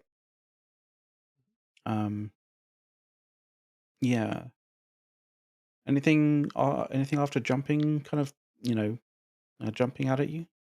The equip load descriptions. I think this is more of like a new player thing, but it's useful. Yeah, Equip load descriptions have been updated to include the amount of stamina consumed when dodging, so you have a better idea of what you're actually going to cost yourself while uh, choosing your equip weight. yeah. There's a nice bug. The last one in the bug fixes, I think, was actually pretty good. Um, Fixed an issue which could allow players to avoid some damage from AoE attacks while in the prone position. Like, I've seen many situations where people have been like, almost sort of old school style, like, dolphin diving, I guess is the terminology, right? Where people are like, diving into a prone and then getting out of it, kind of thing, just to avoid, some AoE kind of damage and stuff like that. Which has been, it's one of those things that crops up in gaming, and people know the technique, but like, everybody's not exactly fans of that particular technique. They know that like it's a useful thing to know, but it's not an indicator of good game design, let's put it that way. So, they fixed that. Some of the bow changes are kind of interesting. Yeah, the rain of arrow potentially triggering backstab damage was kind of interesting. Yeah, like what the hell? Uh, Bleed duration was not able to be extended by perks for the Rain of Arrows, which is strange. So they fixed that, which is great. The energized evade shot, which is fixing, they basically fixed an issue where the perk was not triggering if the upgrades were unlocked for evade shot, which is like, yeah, maybe that particular sort of that perk might actually, would be good to actually function, right? yes. I've got a bunch of fire stuff. We want to move on to that, like, Um, um, there's some fireball. good stuff with this. Fireball. You can actually hit somebody with it, Yes, and it can it's actually crit, a meaningful amount of space that it hits now. and you can crit hit with it. It's great. God, It's gonna be good. that's gonna be funny. Like that might bring That's the gonna be fire some staff, up a right, notch. right back up. Yeah. Yeah. They fixed an issue where reheat could persist through weapon swaps, because like having reheat like persist through to, say a great axe or a warhammer is not exactly the best. Um, yeah.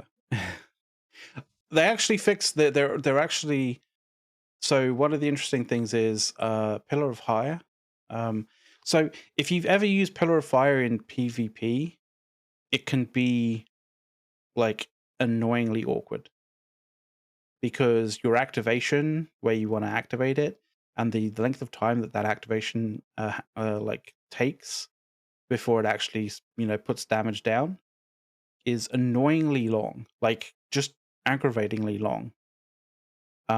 It's really awkward to hit somebody properly with a pillar of fire in PvP.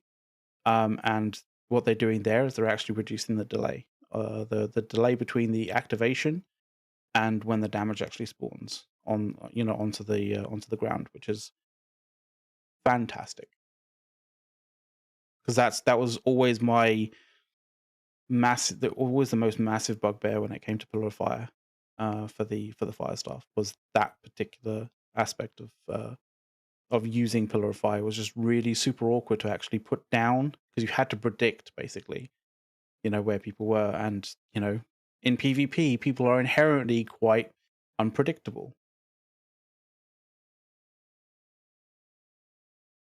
because the AoE is not exactly that massive for the pillar of fire. Although it did feel really good when you actually got it down and you actually got some decent damage on somebody with it. The flamethrower is now actually going to be, good. You're going to have some movement speed on it. The new move speed for the flamethrower, like default move speed, is going to be approximately 2 times as fast as you previously had. So, Actually, keep up with people.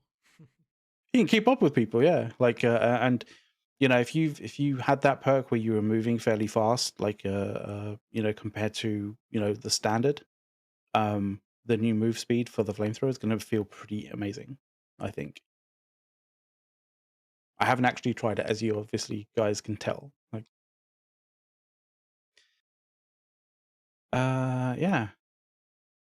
Great axe. There's some good great axe things. The gravity well, they've updated the damage area to match the visuals, which is always worthwhile. To be honest, I think I think it's pretty obvious and pretty understandable that, like, if if a uh, if an ability creates an effect, you expect that the damage or whatever the whatever is gonna hurt you, whatever is related to the effects that particular ability generates, right? Like, that makes sense to me. So I'm glad that's good. I'm glad they've changed that.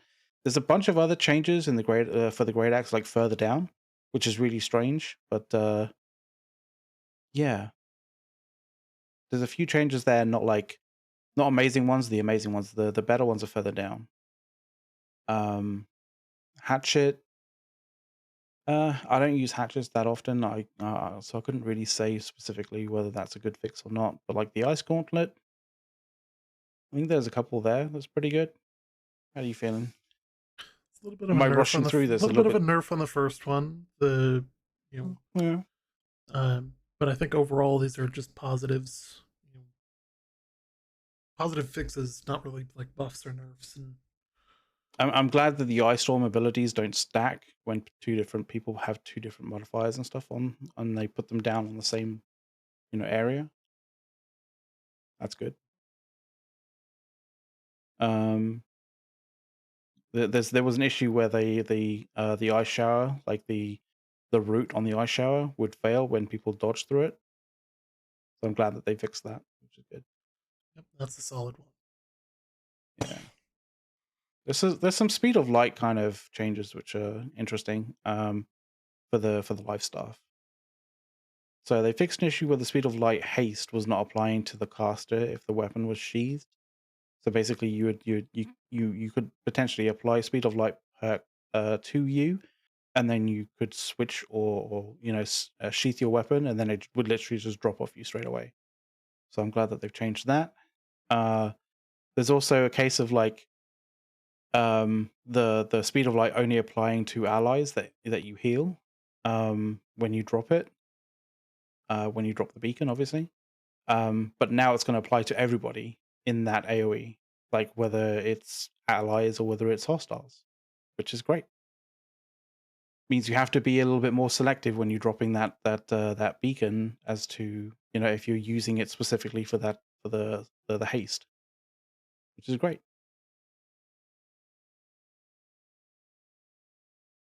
Now the sticky bomb on the musket's going to be pretty good because the crits now deal 273% weapon damage, which is nutty, I believe.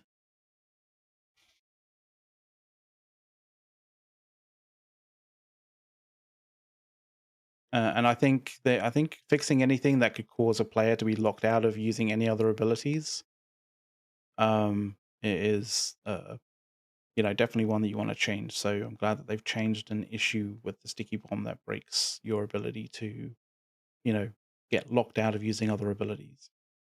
So that's great. Apologies, I had to step away for a second because Oh, I okay, was it's all good. had a coughing fit for no reason, just choking on air. It's just you've been doing it all your life, but apparently you suddenly for that period of time you became really bad at it. Yep, Happens, dude. It's all good. yep. We're still going through the patch notes. So our shooter starts on the musket, by the way. Um, Particular one that I thought was interesting there was fixing issue that could allow players to bypass animations and fire from a standing position rather than a crouch position, which was kind of strange. And stopping power being able to be fired uh, um, from aim down sights and hip fired. So you not that isn't a fix. That's like previously you had to aim down a sight when you're using stopping power, but now you can actually do it hip fired as well, which is great. And now loaded shots can be overwritten as well. So powder burn and power shot, like you can override those now. So you don't have to, like if you charged up a power shot, but you wanted to actually do a powder burn, you could actually override it, and it wouldn't be like you wouldn't have to like just expend the power shot and then do the powder burn, which is good. Absolutely. I think overall, that's a good set of changes. hmm There's some sword and shield changes that I thought was interesting. I don't use. I've been using rapier a little bit, but like yeah, rapier is kind of like there's better changes in the rapier further down. But the sword and shield. Shield Rush, the hitbox for this ability has been moved closer to the player to prevent situations where the ability could hit targets that appear to be out of range. And I think, anybody who gets hit by something and you were clearly out of range from it, like, you're gonna feel like the game is fucking with you. And so, getting that to be a little bit more understandable and a little bit logical is better. And of course, changes to the leaping strike because seemingly the leaping strike on the sword and shield is either like way OP or is broken completely. So I don't know. I think maybe I think it's having its turn of being way OP now because like they're changing the attack portions as well as the homing and movement portions. I believe they're changing the homing and movement portions of it of the leaping. Uh, But yeah, to basically better, yeah, they've adjusted homing for better translation against distant targets, and adjusted the homing for more accurate and consistent tracking against closer targets. So, buffs and buffs, I guess. Yeah.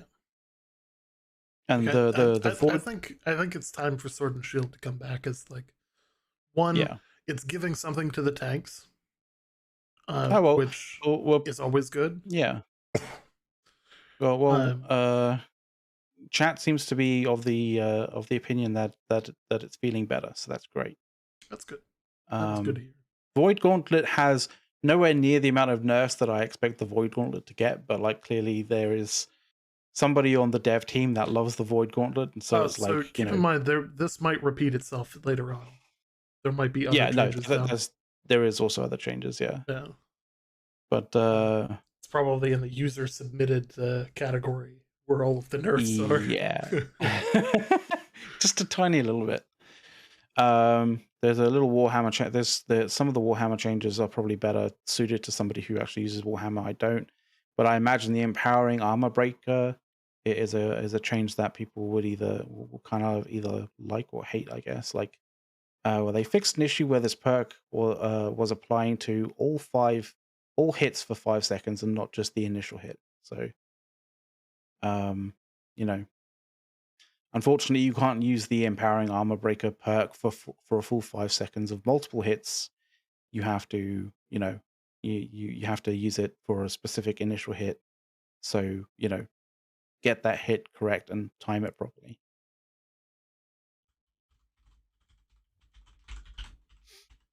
Hmm. Yeah. There's some perk changes. There's some perk changes. Shirking energy seems to be, or it used to basically incorrectly activate on other different equip loads when it only should be light. So they fixed that. Um, there was another one where it was like a version, which I thought was interesting. Like fixed an issue where the elemental and physical aversion perks were not stacking, or at least were not stacking properly. Let's put it that way. So if you're using aversion, if you were using various things with the aversion perk, like it's going to stack in a different way. And hopefully that's better. Hopefully that's better and not feeling worse. But yeah. Yeah, you've experienced this in War and Invasion, right? Like you've experienced this. I think I've experienced this like once or twice before. If you've ever done like invasions, like That wasn't and intended. No way. and yeah, I know, right? Now I'm Like mad. oh no, this is just now this is now made like straight from reading that first one, like oh, invasions are going to be harder now, like just straight up harder. Because apparently, like one of the tricks was essentially when you were at the sort of like the end like levels of the invasion, uh, uh, and you basically got the Void Destroyer, which is the massive skull that like fires laser beams out of his eyes. Um, you could basically destroy both of those eyes, and then he would be essentially neutered, and you wouldn't have to worry about him anymore. Apparently, that was a bug that he persisted and didn't sort of like die or respawn kind of thing. So I imagine the invasions now are going to be a case of like the Void Destroyer comes up, you take out his eyes before, and hopefully nobody gets zapped. But now, Well, you're going some to have people another don't Void seem to Destroyer appear. understand how to kill, like how to distract the Void Destroyer. You get up on Yeah, the yeah, rampart, and there's there's a ways. part of the rampart that you can sit behind, and it still kind of sees you, but doesn't. And you attract its attention. Shoot at it a few times from the front of the rampart. It'll prioritize you. It's Mm-hmm. kind of crouched down behind the wall of the rampart on one of the Shh, front bits. shh. Yeah. I know I'm giving away all the secrets Don't here, you're but giving it away, man. you Like, know, that's how most people don't die when they're getting hit by that. Um, and that's how you can distract it so that the rest of your team doesn't get dumpstered by it either. so we may see an increase, kind of an increase in that particular tactic being used, essentially. There's been a lot of The fact that very creative ways of winning expeditions. hmm yeah, um, people can access the scoreboard while they're waiting to respawn, which is great. So you know where they're at in that regard. Is this a new like larger section or? Nope. it's Like just it's just this set fairly of notes, lengthy. like I appreciate what they did, but at the same time, it's really confusing to read because it repeats itself. Yeah, it Uh, does kind of repeat itself to some degree, which is uh, weird. it's not conducive to Um, reading, or it's not conducive to like presenting the information. It's conducive to reading because you go through and you're like, wow, that's a lot of really cool changes, and then like, here's a whole nother set of them based on your feedback. yeah, It's like, oh shit. kind of like it's sort of like an infomercial, right? Like, but wait, there's more. Yeah. You know. Um, yeah. Post rush the bugs, like, I kind of feel like the bugs there like are sort of like low level, but it's like the reworked outpost rush score and stuff like that is more the kind of stuff that you want to hear about.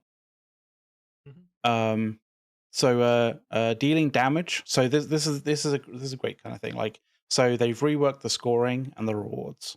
Basically, if you've dealt damage to people, you increase your score. Like it's not a case of like you have to get the killing blow on somebody to actually increase your points. Like you increase your points if you're dealing damage. You don't have to be the one who, gets the final little bit of damage to kill the person. It's Um, in also actual fact, they reduce the amount of points the when you bug get to that killing every blow. time you like respawned at your base and had to go through the barrier, and like every time you Hmm. went to like hold the button to go through, it would show like a different item. Like it was, it just randomly like the last thing that you had touched would be the thing.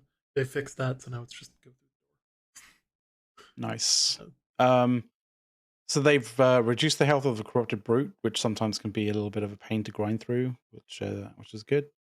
The increase the base damage of repeaters and essentially basically the rampart kind of fixed artillery kind of stuff, Thank which is God. good because like if you've ever used them, if you've ever spent time like going like, oh, I'm going to build one of these because I've not built one of them before, and then when you realize why nobody really builds them, because you jump on one and you fire it at people, and it's like, okay, so I'm doing basically no damage to Yep. people at all with this.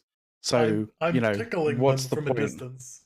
You know, So they've increased the damage, but I kind of feel like 20% is like really not going to do too much. Like they're probably going to have to ramp that up again, like maybe by another 20 or 40%, like, for it to actually be worthwhile. yes. I also Um, think that they should switch yeah. from repeaters, mainly because I don't like hit scan as much. Like I think that they should Yeah. have firebomb turrets. Uh, That'd be good. That'd be like cool. it makes it a little bit more of an impact, creates the toxic ground situation, you know, and I think would add to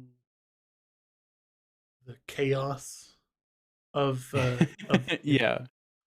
like versus repeaters. Like you just you're an infinite sniper with an overheat. You know, Yeah. Yeah. there's no real counter gameplay there. There's versus like the Yeah. Great way firebomb, of you've really got to getting line things up and you know a reasonable it. cooldown between shots. It would be a great way of making sure that you get to your base level amount of score, right? If you're firing off those turrets and it's like, yeah, you now increase your player score by just damage.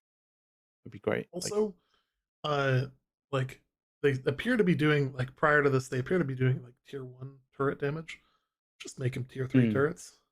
Like, yeah, yeah. I mean, you're all level 60 anyway. You might as well yeah, put it to tier 3 damage. Like, yeah. Give makes a sense. reward for the guy who's in the back grinding the ore and stuff like that. Like, just give him a break. Let him build something that's actually useful. Because like we all know that the doors on your fort are useless. Like Yeah. those are One of the gone in seconds. yeah. So they've one of the other kind of cool things is they've increased the speed at which the an uncontested point is actually sort of changed over in terms of time, like captured. So previously it was like each person on the actual kind of in the actual zone would increase it by like 1.5 seconds. But now it's like each person increases it by 3, but it does max out at 10 players for a maximum capture time of 30 seconds. So, oh, sorry, minimum time of capture time Yeah. of 30 seconds. So if And you if you've have 10 got if you've people, got half your team on an uncontested flag, like it really yeah, shouldn't take very yeah. long. Yeah. Uh, what else is standing out for you in this? Adjusted the rewards. This is a big one. See, I went to that straight away. Like that was my next, like, my next group of things. Mhm. In actual fact. Adjusted the rewards. Outpost Rush now rewards Umbral shards on completion of the match. 100 shards for the winning team, 50 shards for the losing team. Players must meet the minimum score threshold to be eligible for this reward. But the good Outpost thing Rush. is, What's that?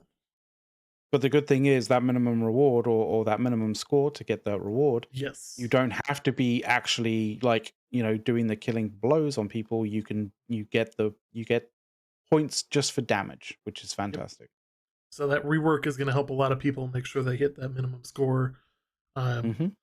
on top of this, Outpost Rush now rewards faction tokens upon completion of the match. Players must meet the minimum threshold to receive the reward, but those become even more valuable because of something else that they added, Mm-hmm. where you can buy mutated orbs from the faction vendor. So And those you can faction also tokens buy, now can get you into there by playing Outpost Rush. and as far So as I know, you can also buy gypsum, or like a limited amount of gypsum actually in on the actual in the faction store as well. So So I mean, you there's know, they're adding ways to make these systems less painful, and I appreciate this. mm-hmm. Um, It's good. So Outpost Rush basically gives you is now going to give you two pieces of specific armor, the caches that you get from them, and so the interesting thing about that is they've significantly increased the likelihood that the cache will both increase your player expertise as well as the gear that rolls off it. The list of perks have now been reduced and specifically going to be perks that are ideal for PvP combat. So like the basically the gear that you're going to get out of those particular those particular caches are going to be more likely to be usable for PvP essentially. So you're not going to get like dumb things like Beast Ward, which is great. and they clarified something. I'm not sure why this is a patch note because it's not actually changing. There's a 2.5% chance that a rolled Outpost Rush item is a named item. Um, the same Hmm. chance that exists today. So that's not changing. They're just, hey, this is a thing. Um, Maybe they're just people didn't realize that there was a chance, but like yeah, there's a chance. Fair enough. I have no control over this because I've hit snooze too many times. There's going to be an ad that plays, and it's just like I've done everything I can do. Subscribers, you're not going to see it, but everybody else, I'm sorry. Um, that's how Twitch rolls these days. Is they just push ads. Yep. So apologies if you get caught with that, but like we're going to carry on regardless as such. You guys can obviously always roll back the stream if you want to check out what we said in those like few minutes or 30 seconds or whatever it's going to be. But like we're going to go to quests, some of the notable fixes. The War Camp Loot PvP faction mission is now reset when you fast travel, so you can't just fast travel and then do the War Camp Loot PvP faction missions. So unfortunately, you're going to have to run there. You can't fast travel there. So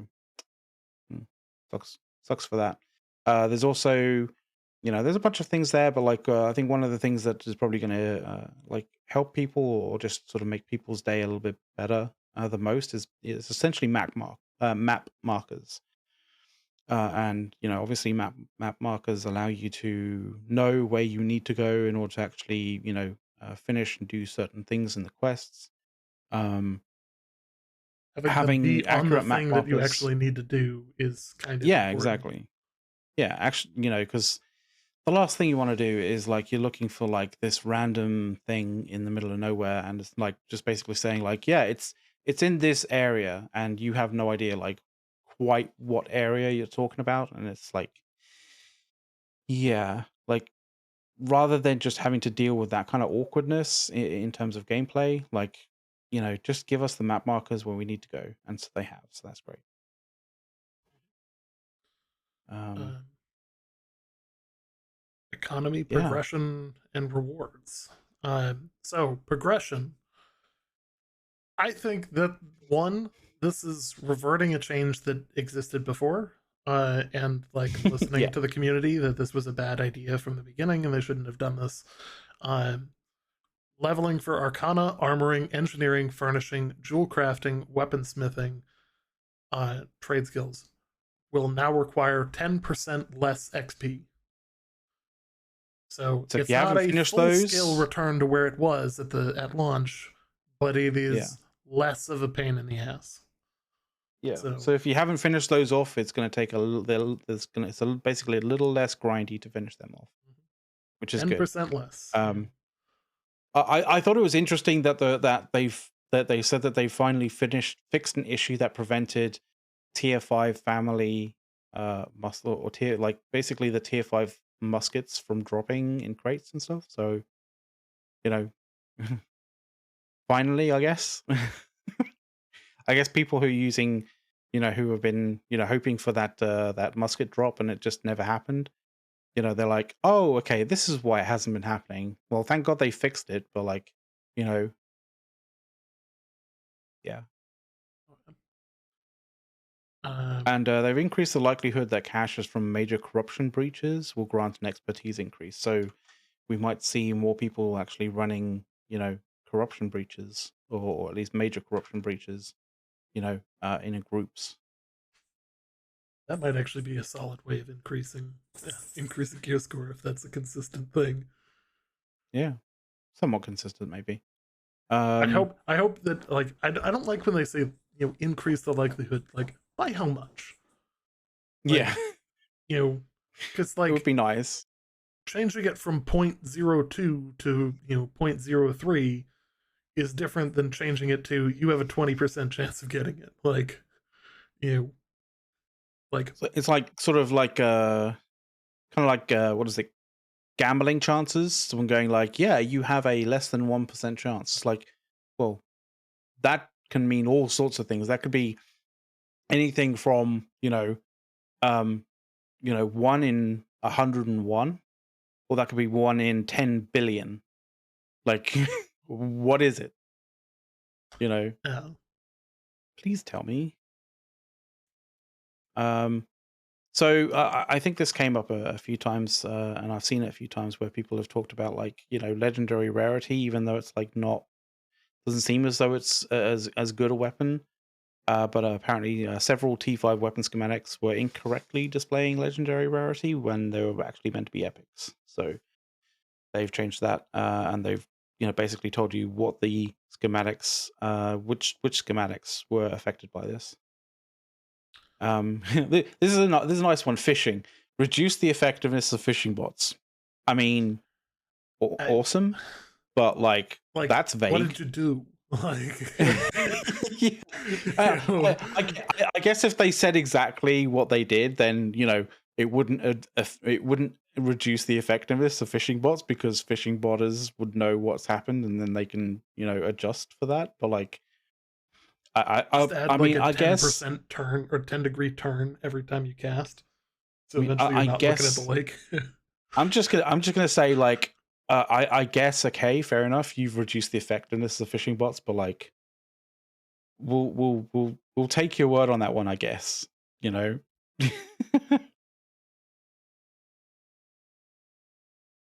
uh, um, um, um, there's a bunch of. I mean, I don't. I feel like how there's supposed to be a vested are you category on this? here. Yeah, and it kind of But wasn't like it's like economy progression and rewards at the moment. It's like notable bug fixes. Like, I don't know. They've created a trade. They've created a I can't speak today. They've created a trade chat channel. so people can stop spamming global with their random wares. Yeah, Thank God. which is great. They've added the ability for players to view their average gear score, their weapon mastery, for 2 equipped weapons, and uh, oh no. So this is actually Ooh, really important one because like we've been asking for this for quite some time, and I think you'll remember this as well. The yeah. warboard, when you're kind of dealing with like who the roster, right? They've added an ability to be able to view a player who's basically registered to be on the war for you to see their like I guess it's the gear score and all that kind of stuff when they actually when they registered to be in the war. But the average gear score, their weapon mastery and 2 equipped weapons, and the attribute allocations of that person. See, that's Which, that's gonna add some quality of life to figuring out who's what. yeah, if you've ever done that, and I can understand that there's going to be a lot of people who maybe haven't, but like figuring out who needs to be in the war and who doesn't, like a lot of that is done like essentially out of the game when it shouldn't be really out of the game. You should be able to kind of deal with it like when you're in the game kind of thing. But like figuring out who's worthwhile kind of putting into the wall and who's not it is, you know, it requires that kind of information. You know, you kind of want to have that information out there. Like, yeah, it may sort of like, you know, be adding to sort of an elitist sort of thing, but like, you know, it's a war where you can only choose 50 players. If you have 150 people who want to be in the war, you have to be a little bit elitist about who you're picking. It's just that's how it is. And being able to determine who has the better chance of survival, the better chance of, um, you know, contributing to the success because of the gear score that they have, the masteries that they have, the attribute allocations that they have in the right places, then that's a good thing. Um, I got a few in the notable fixes after that if you want. Like, uh, basically, it's stuff that prevents people from abusing stuff a little bit. Yeah. The first one, players can no longer attempt to schedule their siege window during a maintenance window. So you can't, abuse a maintenance period by changing your siege window to that, which is good.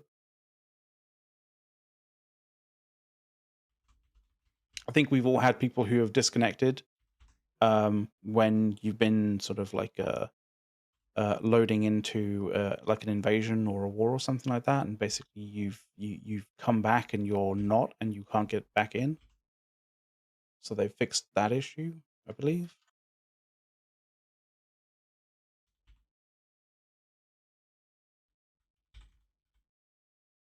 And when you were talking about cooldowns, and we were kind of complaining about the fact that these cooldowns are invisible, at least to some degree, they've added a purchase timer in the faction shop for particular items that have a cooldown between purchases, so you can actually see the cooldown. That's a So there's at positive least change that. right there. Yeah. And then we get to the PTR notes. So these are the notes that are actually they're not specifically for the PTR. They're the things that the players have submitted as changes and have been followed up and added to the patch because of player feedback. Yeah, I think the end game stuff is great.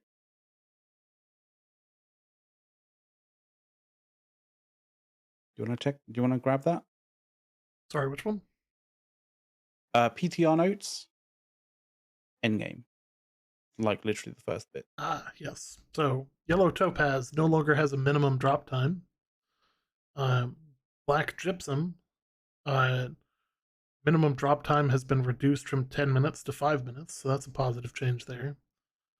Purple gypsum, minimum drop time has been reduced from 2 minutes to 30 seconds. Added a gypsum orb to the faction vendor, which can be bought once per day for 7,000 faction tokens. I think that's a little pricey, but okay. Another positive change there. That's probably going to come down in a subsequent patch, maybe. Yeah, I can I just think see that it. should be halved. I was going to say 5, but like, yeah, 3.5, 3.5 to 4 would be good. Yeah, but that's my initial feedback. Just knowing, like, I feel like that's gonna come down over time. Aptitude leveling, smelting crafting gear now drops from a T3 aptitude boxes, so that's good. Yeah, nobody cares about drops of vicious ass off. Yeah, no. I kind of went straight to open world here, like, to be honest. I mean, if you're concerned about multiple grammatical errors found on the loading screen tips, then this fixes for you because they fixed multiple grammatical errors on the loading screen. Yeah. Anyway, open world. Housing taxes. They've reduced the housing tax. This is both controversial but not, and like this is them learning from reality. People don't like paying taxes. People don't like taxes.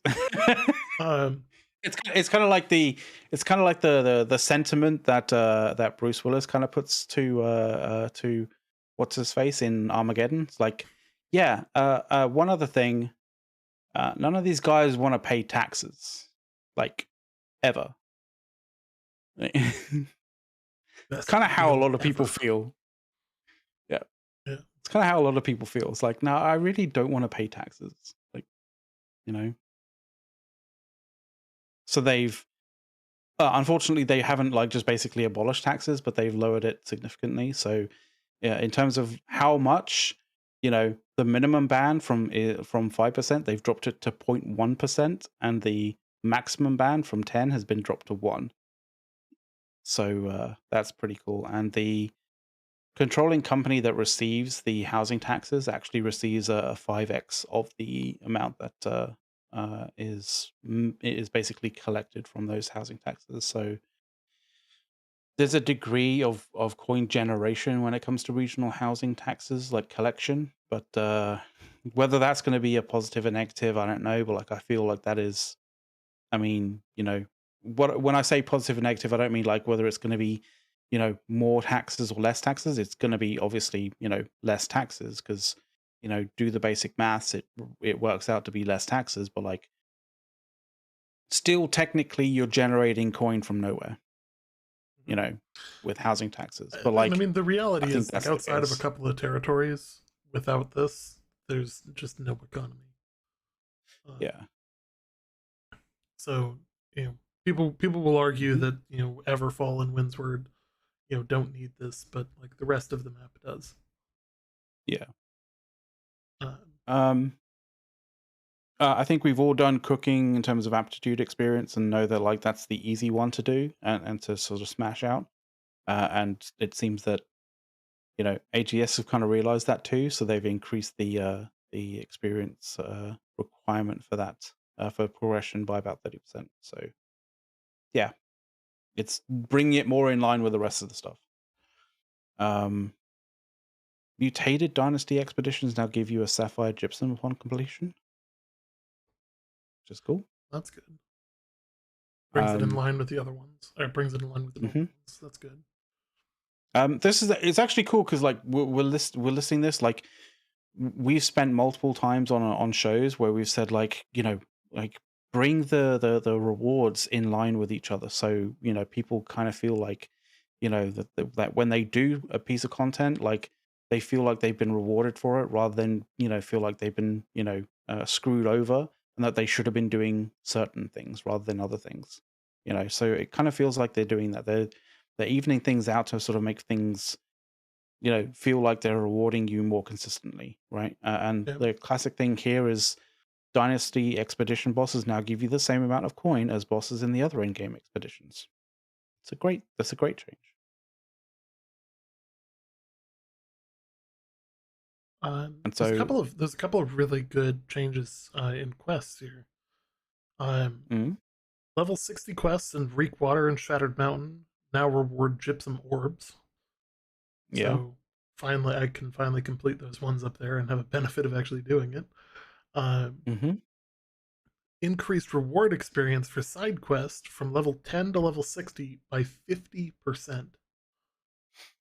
So damn. running all of the quests is actually going to be pretty important and actually valuable.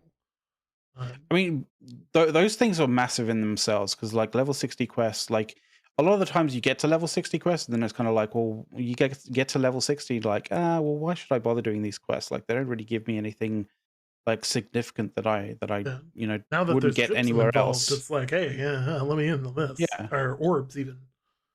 You know, exactly, yeah, that's exactly. definitely a positive change. Fast travel has received a number of changes. This is all Hmm. positive. Fast travel from towns and shrines will now have base cost of 20 Azoth. There will no longer be cost adjustments for distance or weight, meaning bounce away. um, Yep, you know, Default bounce to recall and from time to the everything. inn has been reduced from an hour to 30 minutes, uh, which is going to aid in questing loops. Hmm. Um, Reduced cost of resettling fast travel cooldowns on houses from 50 Azoth to 20 Azoth. So hey, that's basically basically it's going to be very, very cheap to bounce around the map, and you're going to be able to use your Azoth for other things now, like crafting, and you're not going to have to focus as much on like, do I have enough to pay the 200 Azoth to get to the other side of the map? Because it's Yeah. going to be 20, regardless of how far and how much shit you're carrying. Mm-hmm. Which, seeing, when they combined all of the markets, that made sense. Like, this makes sense under the conditions of all of the markets being combined. When prior to that, this kind of change wouldn't have made sense. But I think this is a positive change overall.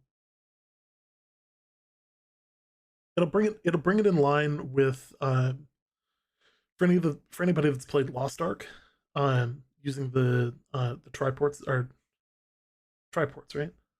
Yeah. Yeah, Tripods. Yeah. triport system. Like, they're very valuable and like meant to give you a decent way of like just bouncing around the map easily. Um, and that in my mind is a great idea. Reduce Oh, the for sure it monotony, is. reduce the friction. Um, I don't think travel was Yeah. that big of a friction thing, but like, you know, this is gonna help. This is gonna help people feel like their time is valued, and I think that's important in a game that Yeah. has as Yeah. much grind as New World has. I think there are definitely people out there who are like, well, that doesn't affect me in any way, shape, or form. So how is that a decent change? Well, it has affected a lot of other people. Like there are people who do a lot of crafting, especially high level crafting, where you have to actually, in order to get decent returns on the crafting that you're doing, especially with inputting some fairly expensive or fairly hard to sort of put together materials, you kind of want to throw some Azoth into there every single time. And if you've done that at a higher level, you know that like you'll run out of Azoth fairly quickly in that regard. So in that kind of sense, it's definitely reduced. It's definitely helped those sort of people. But like in general, just aiding in people being able to get to locations that they want to get to do the content that they want to do, it is just it's good all round. Yes. Um, um Fix the corrupted priests not actually attacking and just bouncing it back and forth, and that's a solid one. mhm. Um, Keeping in mind these are all things that players asked for specifically. Yeah, So, like, yeah, if you're upset with any of these changes, these were things that were brought about because players complained. Um, and yeah, yeah. It was like um, this is a particular issue for me. This is the reason, and AGS sort of saw it, was like, okay, this is good feedback. I can understand why you're this is an issue. Let's see what we can do with it. And they've provided some fixes, some changes and that kind of stuff. Like for example, combat. Like people were having issues talking about delays when performing melee attack, and it felt really janky and horrible and kind of like it made the fluidity of movement in combat feel really kind of horrible, and so they changed it. And these were yeah, changes that were mentioned to AGS by players, and these changes came about because of that. You know, mhm, um, Melee attacks no longer have a delay before you can sprint again. Reduce the player sliding momentum so you can change a sudden change of movement rather than being stuck going a certain direction after dodging. It's these are changes that the community kind of sort of uh gave AGS good feedback about, and here they are. Here's the changes that you guys wanted. with that in mind, I really need to go out and buy a Nerf bat for what's coming up here. But Because actual let's no, talk about the you're Void like, oh, this is the Gauntlet. nerf. Yeah, here we go.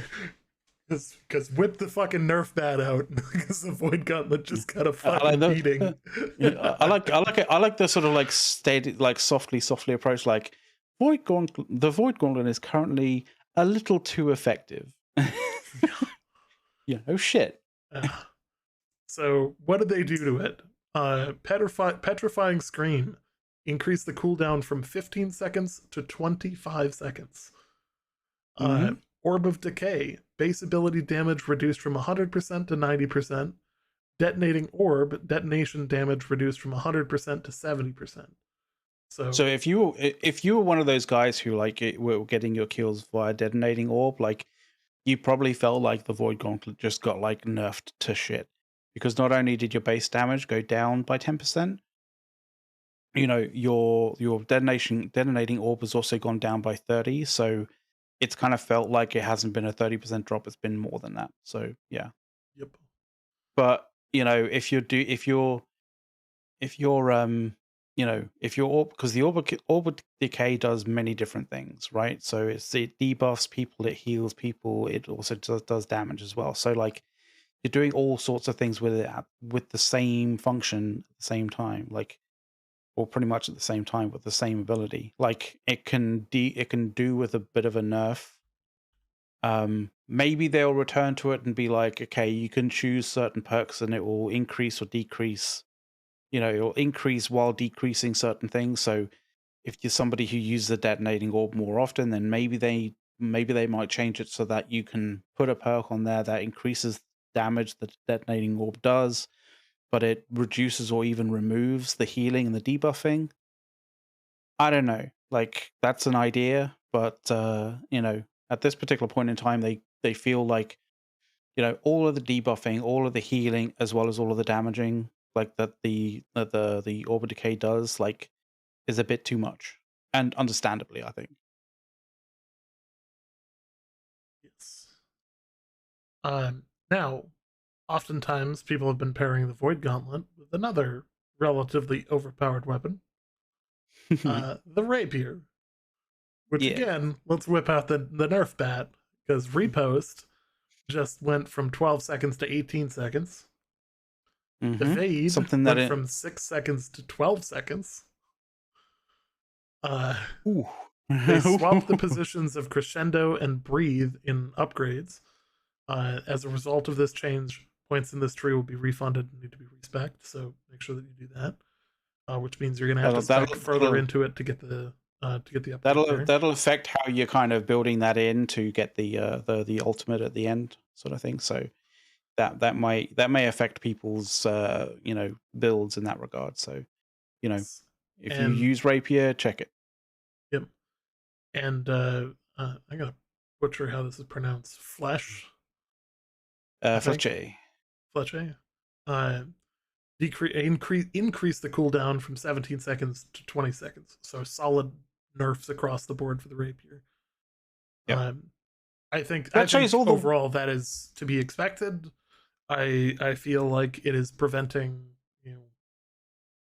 preventing a It's terrible thing from used. happening. Yeah, it's used as a tool for evasion a lot. I mean, fair enough. Yeah, certain aspects of it you can use, and it does deal a significant amount of damage when it's used as like an almost like an alpha weapon.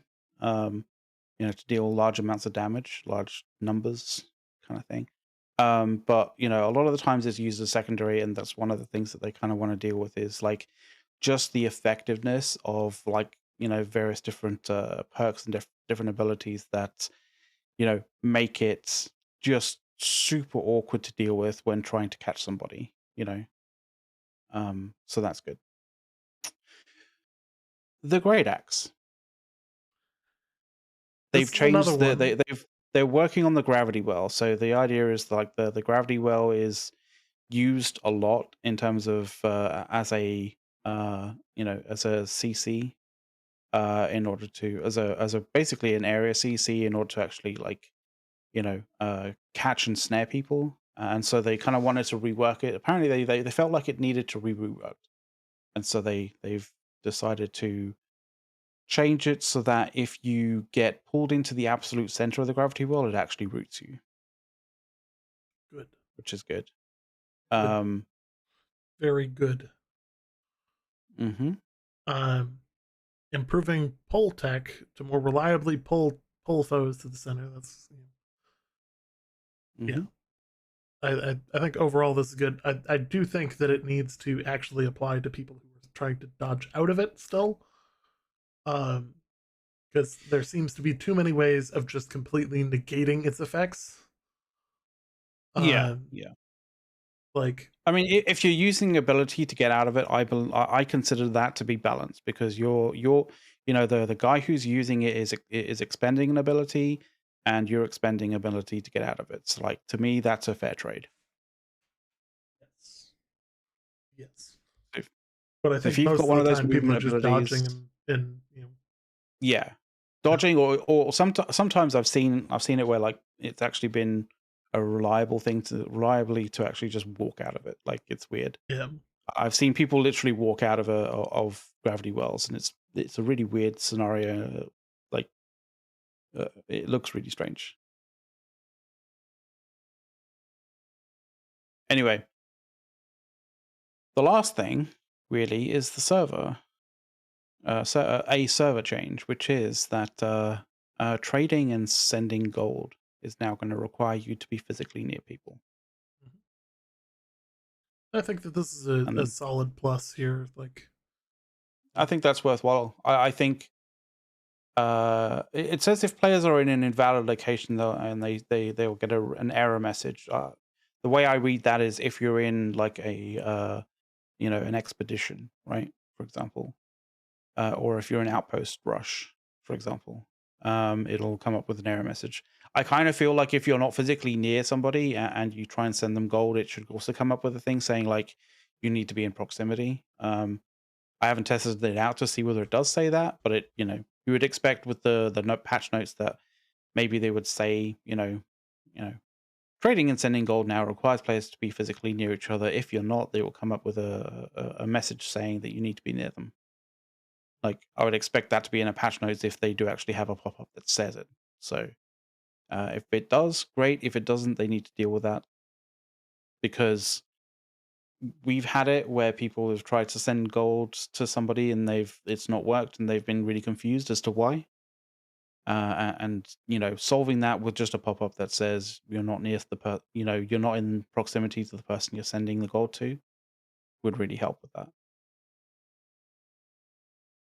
absolutely. And apparently, logging XP will needing to level up is going to be changed as well. They're reducing it, but it didn't get into the patch, this particular patch, but it's going to come in a subsequent patch. And there we are. That is. It took a while, but that is the patch. That is the patch that dropped on the last day of February. Yeah, I mean that right there is a solid set of fixes. Now we know that this has caused some additional bugs, um, as with everything. Oh yeah, oh yeah. There's some interesting ones. There's some weird Yeah, ones, and but there's some I issues that firmly haven't been believe that this resolved is yet. fixed uh, Yeah, more than it broke. yeah.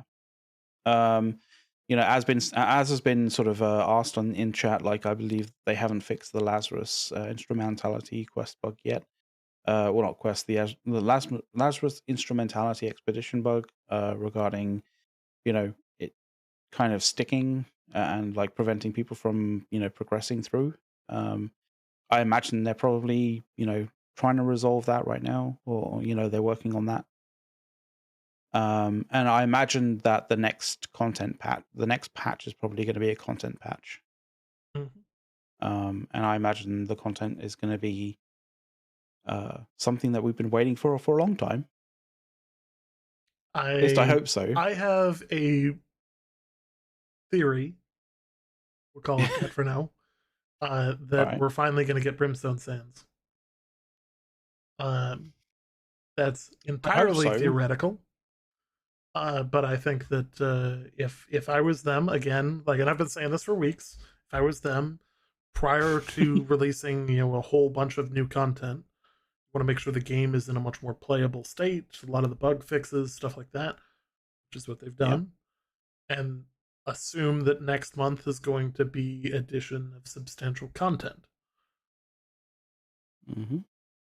So um, I have a feeling entirely random.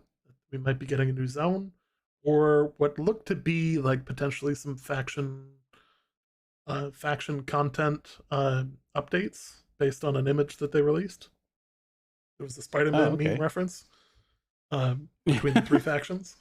So Okay. that might be something that they're working on. I would Mhm. assume, based on how much they're talking about, they're noticing uh, that the ratio of winners on the defensive side for wars. I would assume that there's going to be an effort on that front to fix wars and give defense a solid buff. Throw them into Okay. the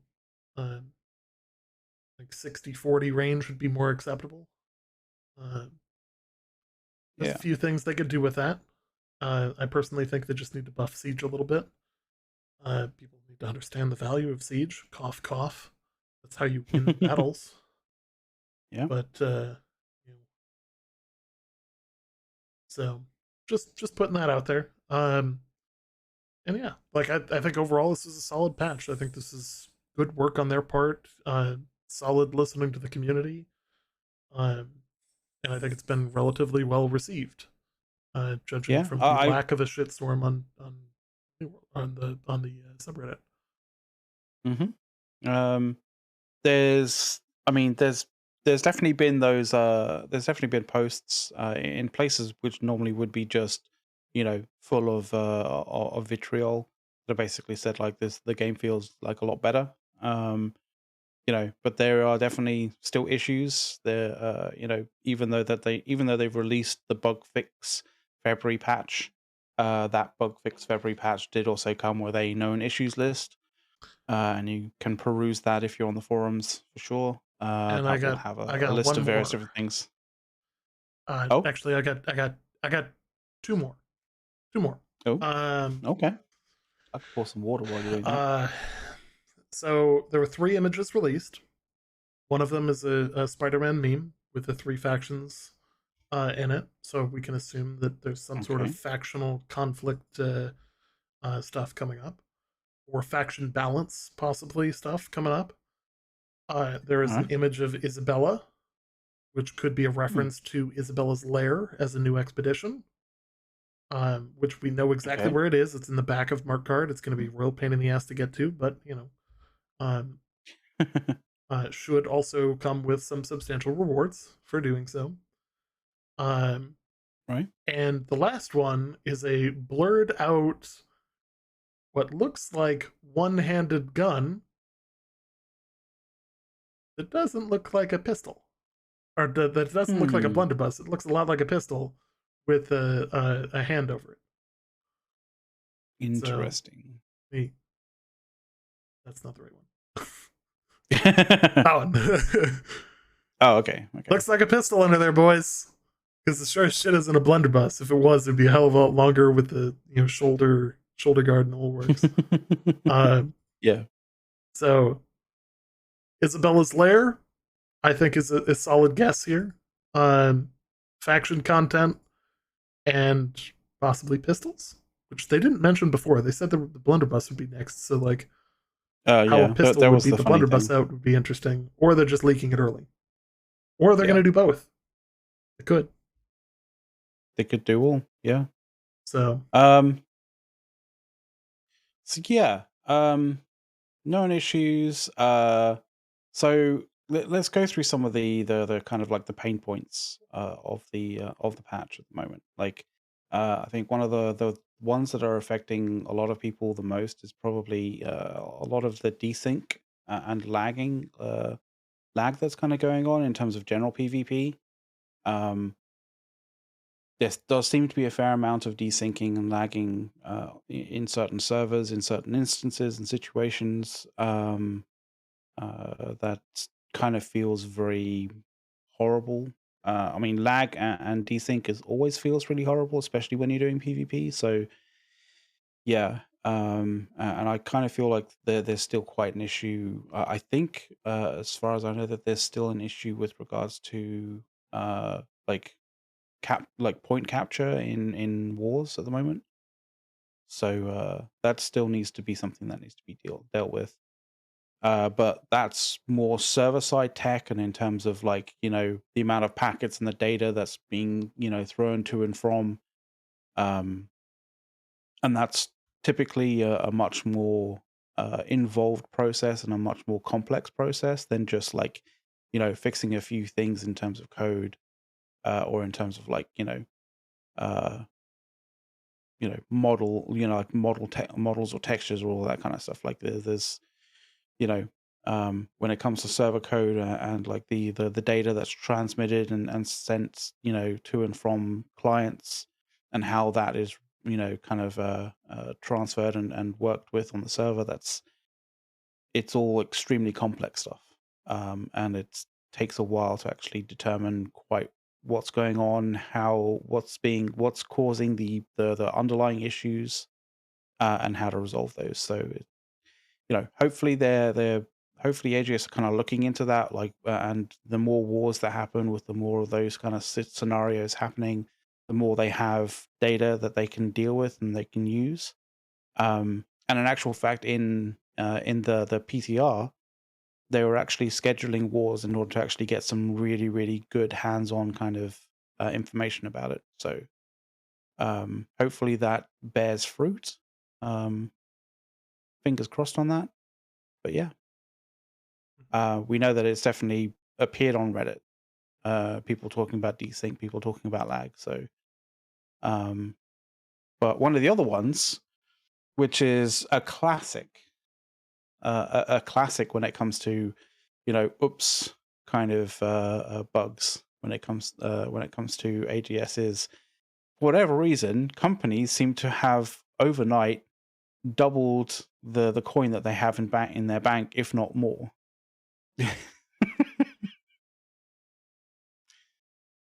um, yeah. Yeah. How do you feel about that one, Ace?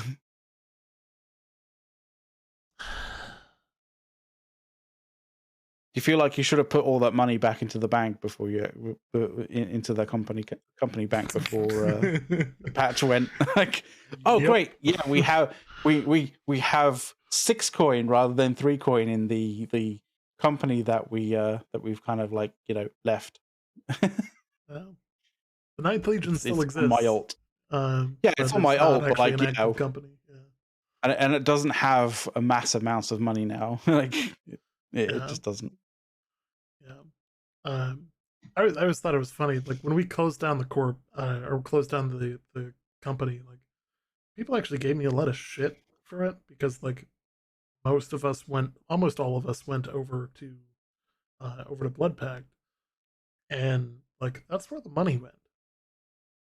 Yeah. Like it followed us, like and there were people that were like, oh no, like every individual should have been paid out, and it was like, That no, wasn't agreed to. Like, like that's just not how it works. Like when a company acquires another company, they get the assets. yeah. You know, even if there's people And leaving, like they still get the assets. You know, yeah, that's exactly. company merging 101. Hmm. Got an unnecessary amount of hate for that.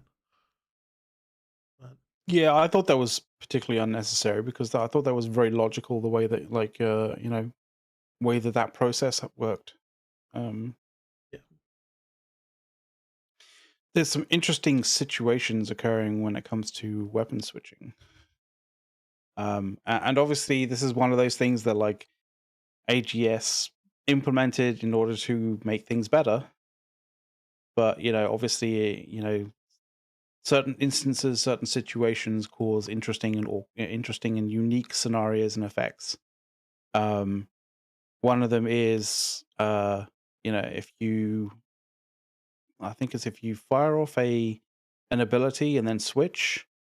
Um, as soon as you switch, it fires off that ability as if it's queued even when you haven't queued. Like, so if you basically fire off an ability on one weapon, and cue the switch, it'll cue the switch, it'll make the switch, and then even if you haven't pressed anything after that switch, it'll just fire off the effect that's on that same that same button that you queued previously, which is odd. Definitely not intended, right? Yes, definitely, And definitely not intended. there's also weird kind of scenarios where people are weapon switching and then using a like a an evade or a movement ability, and they're able to sort of use that movement ability like a bunch of times. Yeah, it's kind of strange. Like there's definitely some issues and some non-intended effects that are going on when it comes to weapon switching. So yeah. Um, There apparently was an issue with crafting stations, with specifically in language specific servers. So essentially servers that aren't specifically, that aren't like predominantly English speaking, that are specifically for certain languages. Like apparently there was some issues with crafting stations literally not functioning, which is weird. But we do know from one of the previous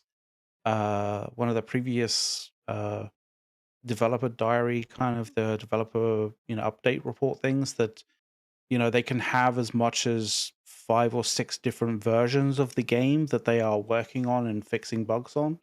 So sometimes certain things like fall through the cracks in terms of one version of the game versus another version of the game.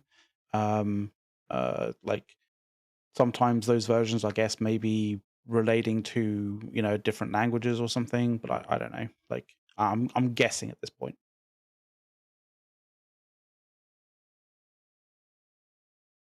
Um, Yeah. Um, have you done like craftsmanship rewards before? I don't think so. Because you get like when you're doing various different things, like you get that, like the crafting rewards at like uh what would be, what about sort of 4 o'clock, 8 o'clock, and then at 12 o'clock, kind of like in that circle. The tier 3 one that you get when you go all the way around in terms of smelting craftsmanship rewards, like apparently there's an issue with the tier 3 ones basically not giving you rewards. So there's that one. Um,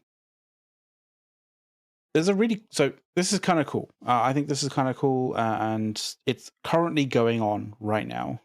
AGS staff are actually doing an in-game like an in-game pseudo community event where they're actually going around in their mod accounts and actually finding bugs.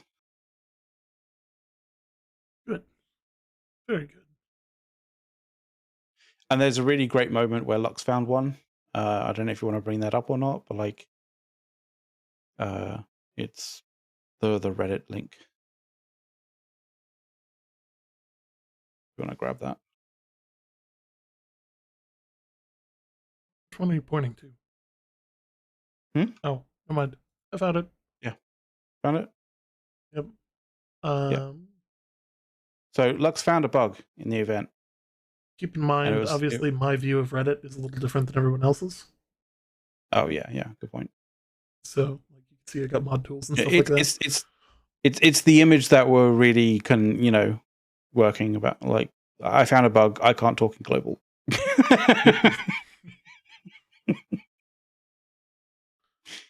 And yes, I use the new version of Reddit. If anybody has a problem with that, fight me. It's infinitely easier to use for moderation. Yeah. Even though the But I Reddit thought that toolbox was. for mods is on the old version, I understand the insanity Mm, of doing that. But I thought that was a great moment. Like, it was just one of those great moments that obviously people found, and it was just like, yeah.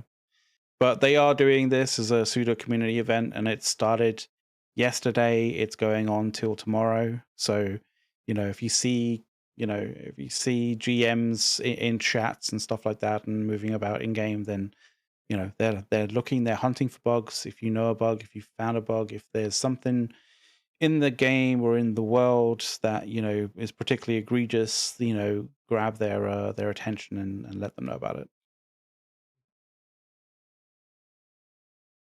Um, Yeah. There was an issue with settlements not being able to be upgraded that you know appears to have been fixed. So the issue was that essentially wars and invasions were basically preventing people from being able to actually upgrade their stuff. Um, and so obviously, if you're having an invasion, you fail that invasion, and you're not able to upgrade that stuff because suddenly there's a war, and like uh, you're maybe stuck in that situation where you're in this perpetual loop of like not being able to upgrade your stuff, and it keeps on breaking and degrading your sort of settlement, which really sucks. So they've been able to fix that. It seems like it's fixed, which is good. And then what we talked about before, the blunderbuss, right? Yes, the We had that moment blunderbuss. where someone, because it's the internet, and if you put something on the internet, it is now always on the internet.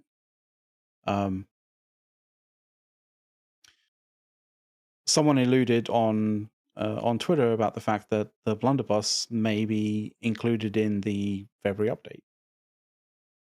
It was deleted fairly quickly. It was more than hinted at. It was Yeah, like yeah. it will be in from the official handle. It will be in the March update, and Yeah. it was very shortly took down after it was brought up in the discussion Yeah. uh, uh, during the watch party. Yeah, Because because we that's when it noticed it in the popped watch out. party. And I'm sure It's somebody like, behind the scenes was going, "What the hell are you guys doing over it's there?" like, wait, what the fuck? Who's in charge of the Twitter account right now? Like, and what have you said? Like, God damn it, get rid of that Intern's tweet gone right now. crazy. Oh What do you yeah. like? Yeah, so that happened.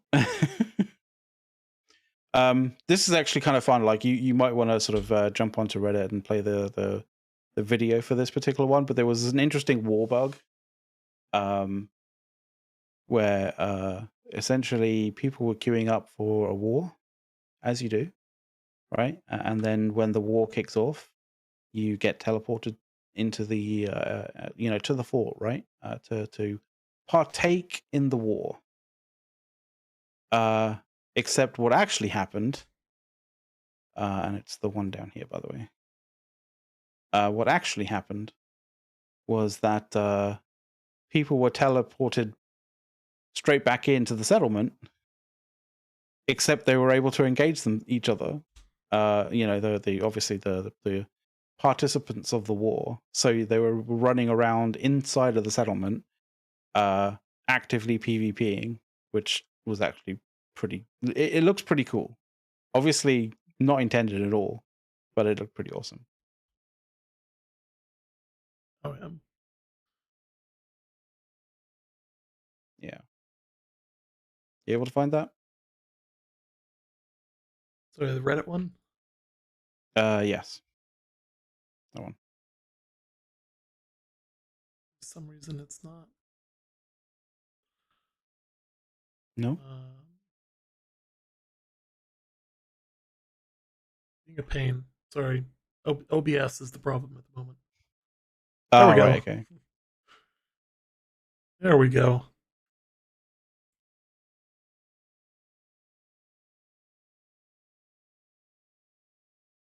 It looks funny.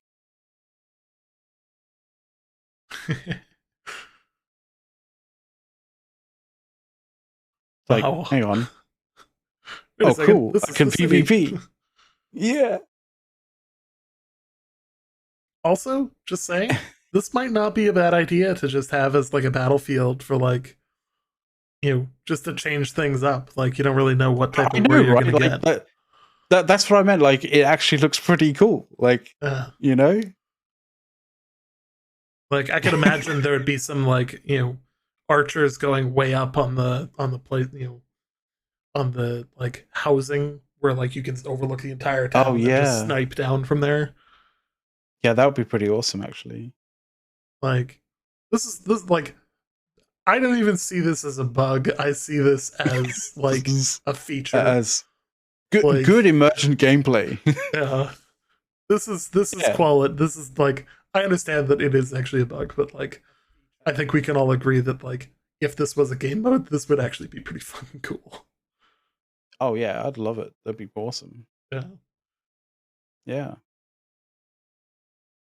Um, Uh, that's not the only war bug, but by the way, there is one that is can be fairly heavily abused, but we're not going to mention where or how to find that. So, but that is obviously going to be worked on by AGS to solve. Hopefully, they don't solve that particular teleportation bug, because I think there's going to be a lot of people who would be interested in enjoying that particular bug for a while.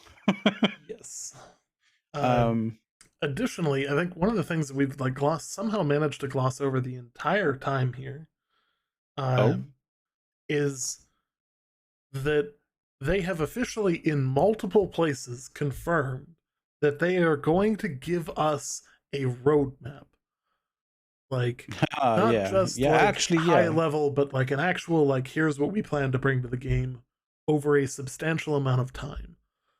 Yeah, Uh, and this isn't a, like, oh, I alluded to it, like the blunderbuss. Like, this is, they've mentioned it several times, and certain things where they've mentioned it, they haven't pulled back down or deleted or edited or removed. Like, you know, Now, they've I'm said I'm that they're going to give dealing, an they're making it. example.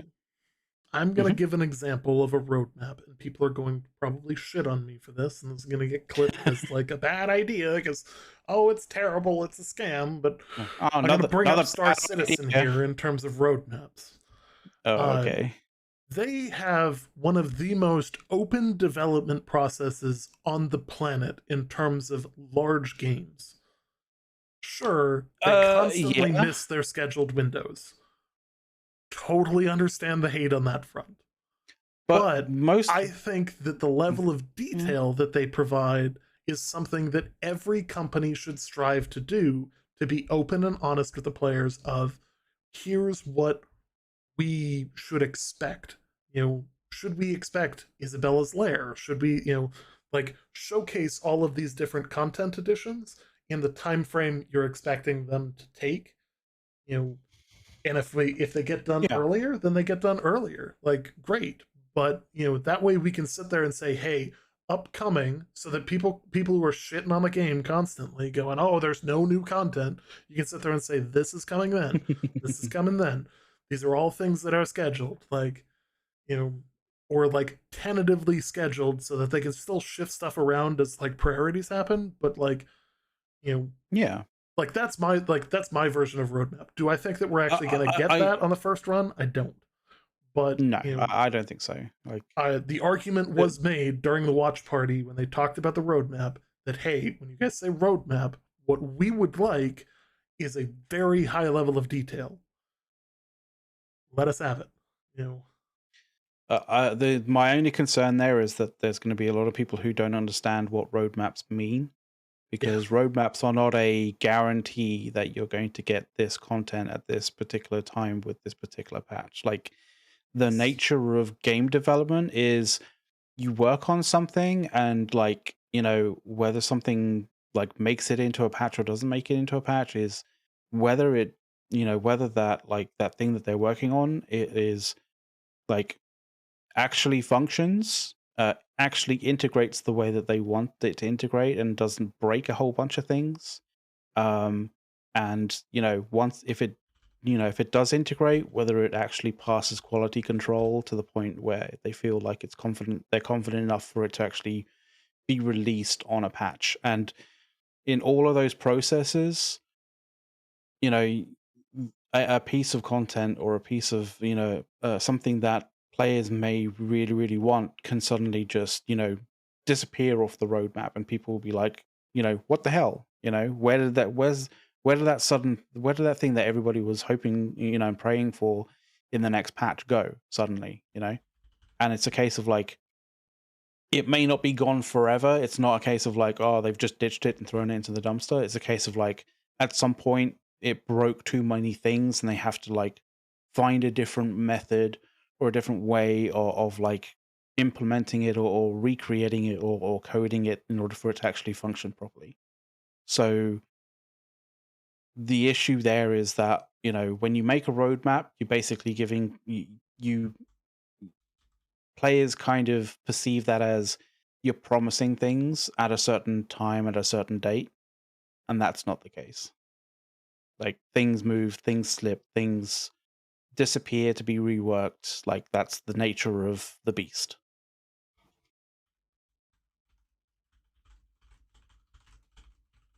Exactly.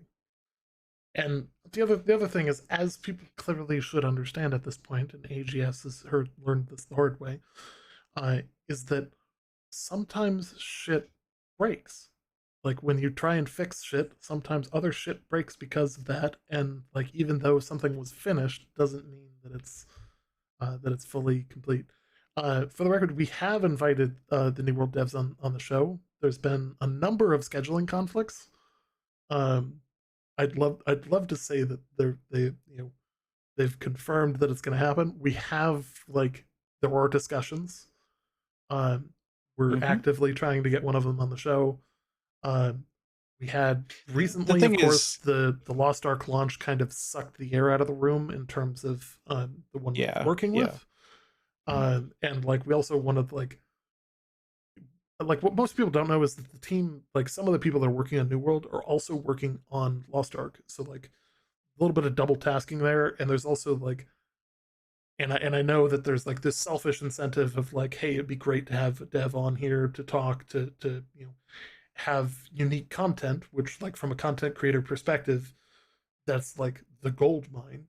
Uh, yeah. but from a from a reality perspective, knowing the gaming industry and knowing the amount of work that they're currently under dealing with the Lost Ark launch, it's something that I'm not willing to push the issue until the person has a time to come up for air. So, Mm. That is uh, the case, very much the case. yeah, And I just want to sort of say it like, you know, in case there are any AGS devs like, you know, that perhaps catch the show, you know, either, you know, when it's live or, you know, on the VOD in some way, shape, or form. But like, if you're interested in coming on the show, like we're interested in having you on the show, you know, whatever format that you guys feel comfortable, you know, coming on is good with us. Like, if you want to have something a little bit more structured, that's cool with us. If you want to have just like a you know, a general kind of really chill and casual kind of conversation, that's fine. You know, if you guys want us to, you know, do something that's a little bit better on scheduling, you know, rather than, you know, on our, you know, kind of predefined sort of like live periods that you just want to like, you know, you want to come on and like we'll record something and then put it out. That's fine with us as well. Like, you know, if you guys are interested, just get in touch. Like that's all. That's all I really want to yeah. kind of say. Like, you know, we'll be flexible to you. And trust me, we will also be reaching out to you. Like there's more than one of you that I'm interested in talking to. You Yeah, know, I'm sure one of the ones that I do talk to is probably tired of hearing from me. So yeah, I'll spread the love around. and the other thing is, I think like me and A's have been playing games of various different forms for long enough that we're, you know, we're quite interested in all different areas of the game. You know, whether you're a coder, whether you're you know, you know, an animator, or like, you know, whether you deal with infrastructure and servers. Like, I mean, I've done my fair share of interviews with devs for other games of, you know, and like that sort of stuff for quite some time actually. So I can speak in various different ways about various different topics. So, you know, have at it. And Hmm. like as you guys have noticed, like we take this very differently than than most people. Like obviously, like our intention, when we do finally have devs on, is that we don't intend to like shock and awe like we're Yeah, that's not our goal. Our goal is to provide meaningful content to help the community understand the game, help the community understand the direction the devs want to go with it, and to provide insight from our experience in understanding and dealing with a number of people that have been in the games industry. Because like a lot of people like gaming, but a lot of people don't know how the gaming industry works, and the challenges mm, associated with it, and you know, uh, some of like the workforce problems that are associated with it, with like the epic amount of burnout. And like there's a ton of different things that go into this, but like we want to make sure that we cover it from a perspective that like it's covers fair. all the bases. And Yeah. trust me, if you saw the show notes that we've sent over, uh, like I'm sure the first read of them was just like, oh, these guys are like actual reporters. Like Well, it's that's many kind pages of long, like that, many that's pages. that's kind of that's kind of like why I started with the whole, like, if you want to have a casual conversation, that's cool with us, because like, yeah, like I did kind of think that rereading that Google Doc that we sent was like a bit of a, oh Jesus Christ, okay, this is going to take a little while to set up and prep for and all that kind of jazz. But like, if you guys are just interested in just a casual conversation, we're good with that too. Mhm. And And I mean, we're not here's in the the other thing, like business. Hang all on, of hang this on, just a stuff sec, that we just a do sec, on just a stream. sec. Okay, Just a sec. continue. I just want to say, like, we're not in the business of, like, ambushing people. Yeah. When it comes to interviews, like, I don't like that. I don't like that practice. It's abhorrent. It doesn't help. It doesn't. It doesn't do anything except make the person who's ambushing look like an asshole. So you know, Yes. sorry, I just wanted to get that out. Yes. So the other thing is like if you enjoy like just the way that we like talk and hang out and that, we do this in our Discord all of the time. Feel free to hang out and chat. Like this isn't Yeah, just like this isn't just how we chat on stream. Like we have these kind of discussions. We have uh, like we aren't sitting there going through the patch notes bit by bit, but like we have the discussions on like what we think would fix the game, or talking about like you know how we feel about the drama with Star Citizen's roadmap, you know, and like all kinds of different things. Like we enjoy that kind of discussion. We enjoy like again, this is for us. This is very much a hobby, something we'd love to make into more, but for now it is not a main income stream for either of us. So um, yeah. until then, like and even after then, like I hope I never get to the point where like uh, we become You, detached from our community. yeah, exactly. You know, you should I always like I firmly see the community, you guys, as like part of the process. You're here for us. We're here for you. Like and that should that, always be that's the case. that's why we do it live, and that's why we don't just, like, pre-record it and send it out to you guys. Like, this is the reason why we do it live, is because we want you to be part of the conversation. Like, Exactly. there's only there's only really a conversation if there's more than two people. And I don't mean just me and A's, like, you guys, like, you're an And like integral part of it. one of the really cool things that happens is that people will come in and tell us that we're wrong. And And I that's fine. love that, Yeah. because if I'm wrong and somebody knows better than me, then great, I learned something.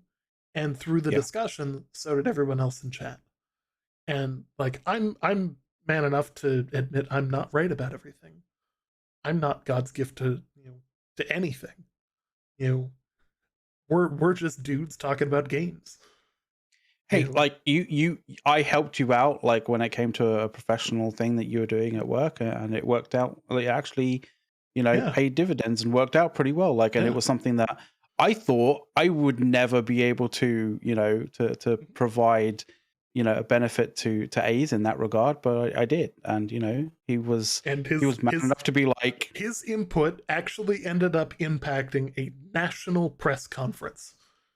And when I say national, I mean like presidential Yeah. cough. Like, you know, Yeah. not diving into what I do for a living, but you know, Yeah. like some like because I talk about some of the stuff. Like obviously, like some of the stuff I work on, I can't talk about, but like there are things that I talk about. I'm pretty open that I work in emergency management. Uh, but like those kind of conversations also happen on our Discord. Like you know, Yeah. if you enjoy or you want to hear about anything like that, like we're open books. Like we love to just chat with people and have fun. So, Yeah. here's a question for you: why should players return to New World now? Because the game feels better to play. I've also got it like you get rewarded for what you do Yes, more often, um, with better things and in a fairer way. the grind to the high end has never been less work. Yeah. Um, so like if you were looking I'm for a good time to hoping. come back and do that grind to grind to 600 and then the grind for the losing the name of the Yeah. system because I haven't gotten there yet. Gypsum, the Past that Umbral shard Umbral, system. yeah, Yeah, yeah, up to 625. yeah. Those all of that is getting a lot easier with this patch. Uh, and of course, many of the bugs have been fixed. Sure, there are more bugs, but as with every game, there are always bugs. Hmm. They're just more or less visible. And again, like some people will look at like the known issues list and go, "Wow, that's a lot of problems." But if you actually look at them, like a lot of them are like, "Oh, hey, there's a texture problem with this gear set." Yeah. And it's like There's also that's not sometimes game bugs breaking. there. There's also sometimes bugs there that like, people have reported and they've just chucked the report on as a known issue, when in actual fact it's very specific for only a very certain set of circumstances, and If like you happen to be you on a know camp in the sky, in this specific position, and you crouch and turn right 90 degrees, your client might log out. Like, yeah, yeah, it's something like that, but they'll go like they'll mention it and they'll describe it as, if you turn your character right, you log off, or you turn your character up, if you look up and left, your character your client crashes. And it's like, yeah, no, because I definitely looked up and right, and my client didn't crash. So, it's one of those things where like sometimes bugs can sound like, that they're major issues, when in actual fact they're very specific to a very certain case. oh yeah, So yeah. I think one of the other things is like, and I'm still going to work on this. I'm still going to be, bugging AGS about this. Is like, I will probably won't ever really be happy until the grind is kind of non-existent for PvP, because I think if you want a PvP, it should be a kind of a level playing field. But that's me. That's my that's my take on it as such. I feel like if people want to PvP, they shouldn't have to go through weeks worth of grinding, even if that week's worth of grinding is cut by 50%, to a week's worth of grinding. I still kind of think that like the grind can still be a viable thing, and an enjoyable thing, and a rewarding thing, from a PvE perspective. But I think when it comes to PvP and what people wanting to PvP, or at least wanting to be competent, or competitive, sorry, in a PvP situation, I think that cutting out the needless grind for that is an advantage, and it would bring absolutely, back a lot more people. absolutely. Yeah, Um, and that's me so basically. That's a little bit about the channel as we hmm kind of wrap things up for the night here. We have been discussing, obviously over the past weeks, you've seen the channel stream some Lost Ark, kind of as a let's play, just having some fun with it. Um, we are in the process of building out some additional shows. Unfortunately, this process actually takes like a sizable amount of time. Like, you know, for anybody that's watched us from like day one, you'll note that like this show as it stands today is nowhere near what the show looked like when it launched. And there's been a lot of different iterations. The artwork and all of this stuff is very custom and is stuff that actually takes a substantial amount of time to go back and forth with editors and um, Yeah. you know, like it's a sizable amount of work. On top of that, a lot of these other games don't have the amount of support that we've received from Amazon, with a lot of like the starting soon screen and some of the other stuff we use as transitions. So those all have to be built out custom. Yeah, And asset generation is surprisingly long, especially when you kind of like you want to have like a decent a decent quality kind of feel to it as well. Like you go through a lot of trial and error and a lot of like iterative process in that, and you know sometimes you get to a point where you're just like this isn't really working, so we have to kind of like start from scratch to some degree. yeah. So that's always a lengthy process. And like the other side of this is that you may see the channel name change. Uh, Yes, this yes. is this is basically because we're in the process of filing for an LLC. Um, we don't have an official like Yeah. paid sponsored thing with Amazon. We have had one stream in the past that was sponsored, but we aren't. Uh, we aren't this show right now is not sponsored by them. We are part of the creator program, and that we've received assets for our stream for that, but there was no money that changed hands as part of that engagement. Um, Hmm. you know, functionally, when we create the LLC, the goal is to become a media company. So, um, for lack of a better way of describing it, think of Linus Tech Tips, only for gaming. Uh, we're gonna have our aim is to have several different shows.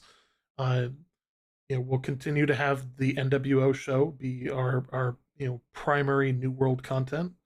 We're in the process of developing content for Star Citizen, for Lost Ark, and additionally, we're going to have kind of a general gaming show that talks about like gaming industry news and was a little bit more like our pre-show, but targeted Probably at talk a little. gaming and the Probably talk gaming a little bit industry. about. Yeah, probably might talk a little bit about tech, considering that like Yeah. sometimes, you have that kind of like that sort of like crossing of stuff, with things like the Steam controller and all that kind of stuff, like the Steam Deck. Sorry. And then the other side of that is, one of the things that I would like to get in the habit of pushing for more, is to have push for developers to come on more, and not just Amazon, but others. Uh, what's our roadmap for these? Uh, I, so here's the problem: we'll, you we'll got we'll McLeod work and on it. me, and we've got two editors that like they're good guys, but like they both recently have had major things Uh, shift. So like my thankfully ability to not. work on other shows ebbs and Yeah. flows with How national busy you're. disasters being declared in the U.S. Like, Yeah. you Yeah. know, so the potential start of World War III is kind of a big time for me. Uh, And to be honest, right now I'm dealing with a bunch of gaming friends having to deal with being in that life or death situation as well. yeah. So like, yeah, like So this week has been a bit much. it's Yeah. probably going to be another month at least before we can get everything going. If you think about it in terms of like we can put in a couple hours here and there. We've been workshopping a lot of this for several months already. Um, but it's all about what are our next steps? How do we make sure that one across all of our shows we have a consistent brand feel, but also um, like there are some complex things like what does that feel like? What is that feel? What should it what's the overall look to it? What's and really one of the challenges, and this is gonna sound bad, but when you uh, start up an LLC, they want a name. It's Uh, surprisingly awkward to actually come down on a name. You'd be surprised. it And is yes, we very understand. difficult. Like, I was literally about to be like, you've roped us into a month now. Like, if we're not there at a month, then we're screwed. And then Leroy in chats was like, hang on, wait a minute, a month from now is April 1st. It's like, yes, Got him. inadvertently, without realizing it, like made a roadmap that has an escape route for us. Thank you very much, Hayes. Yes.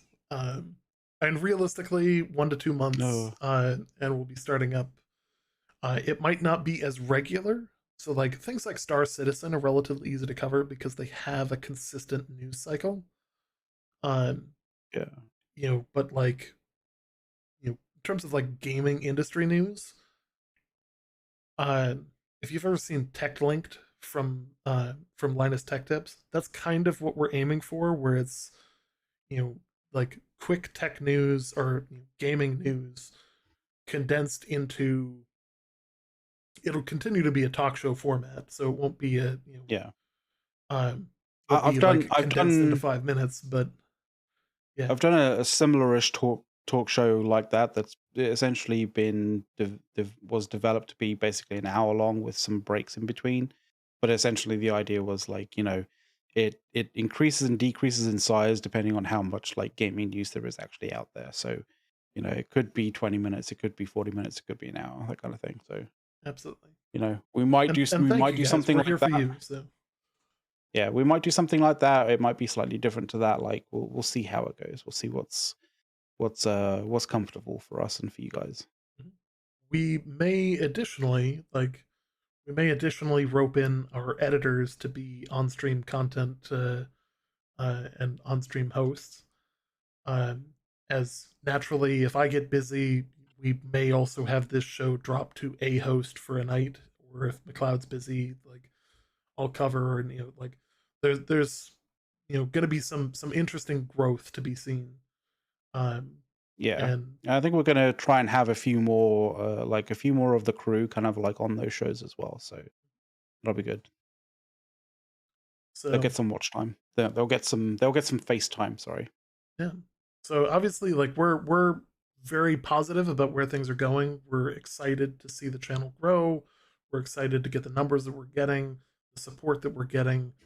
Uh, you know, with that, I've got to thank our Patreons, our subs, anybody that hit follow, anybody who's chatting in the chat channel. Like legit, like like I don't know, like nobody really understands the Twitch algorithm, but I can say the more active chat is, appears to dramatically impact the algorithm for referring people to the channel.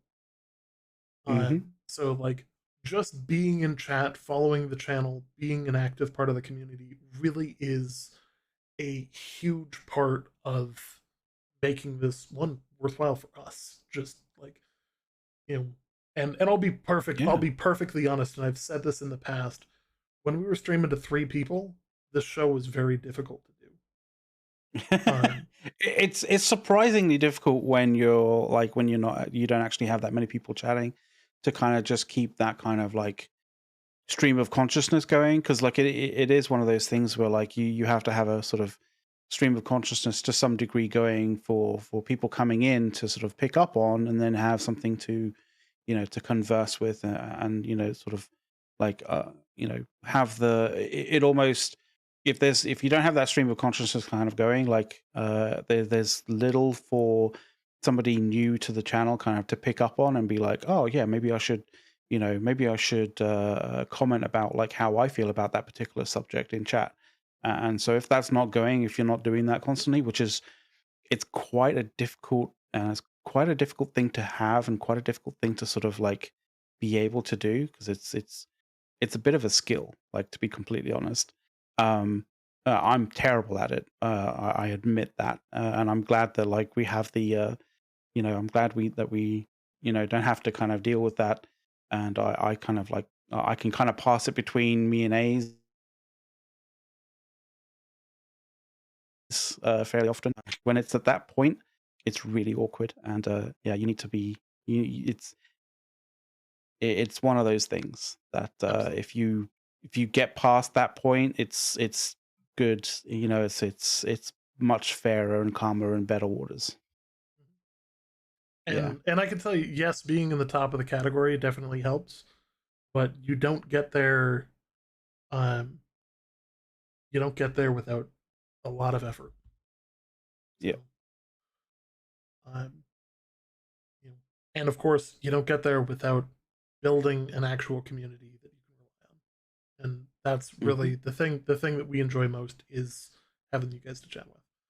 So with that, we're gonna wrap it up. But if you guys want to keep the conversation going, feel free to join us in the Discord. We'll be in Hmm. the public channel after the show ends. We got a couple of things we got to chat about prior, just at the end of things. But Hmm. feel free to come in, chat with us. We'll be there. And yeah. So, as I was loving to say, we'll see you guys in the new world.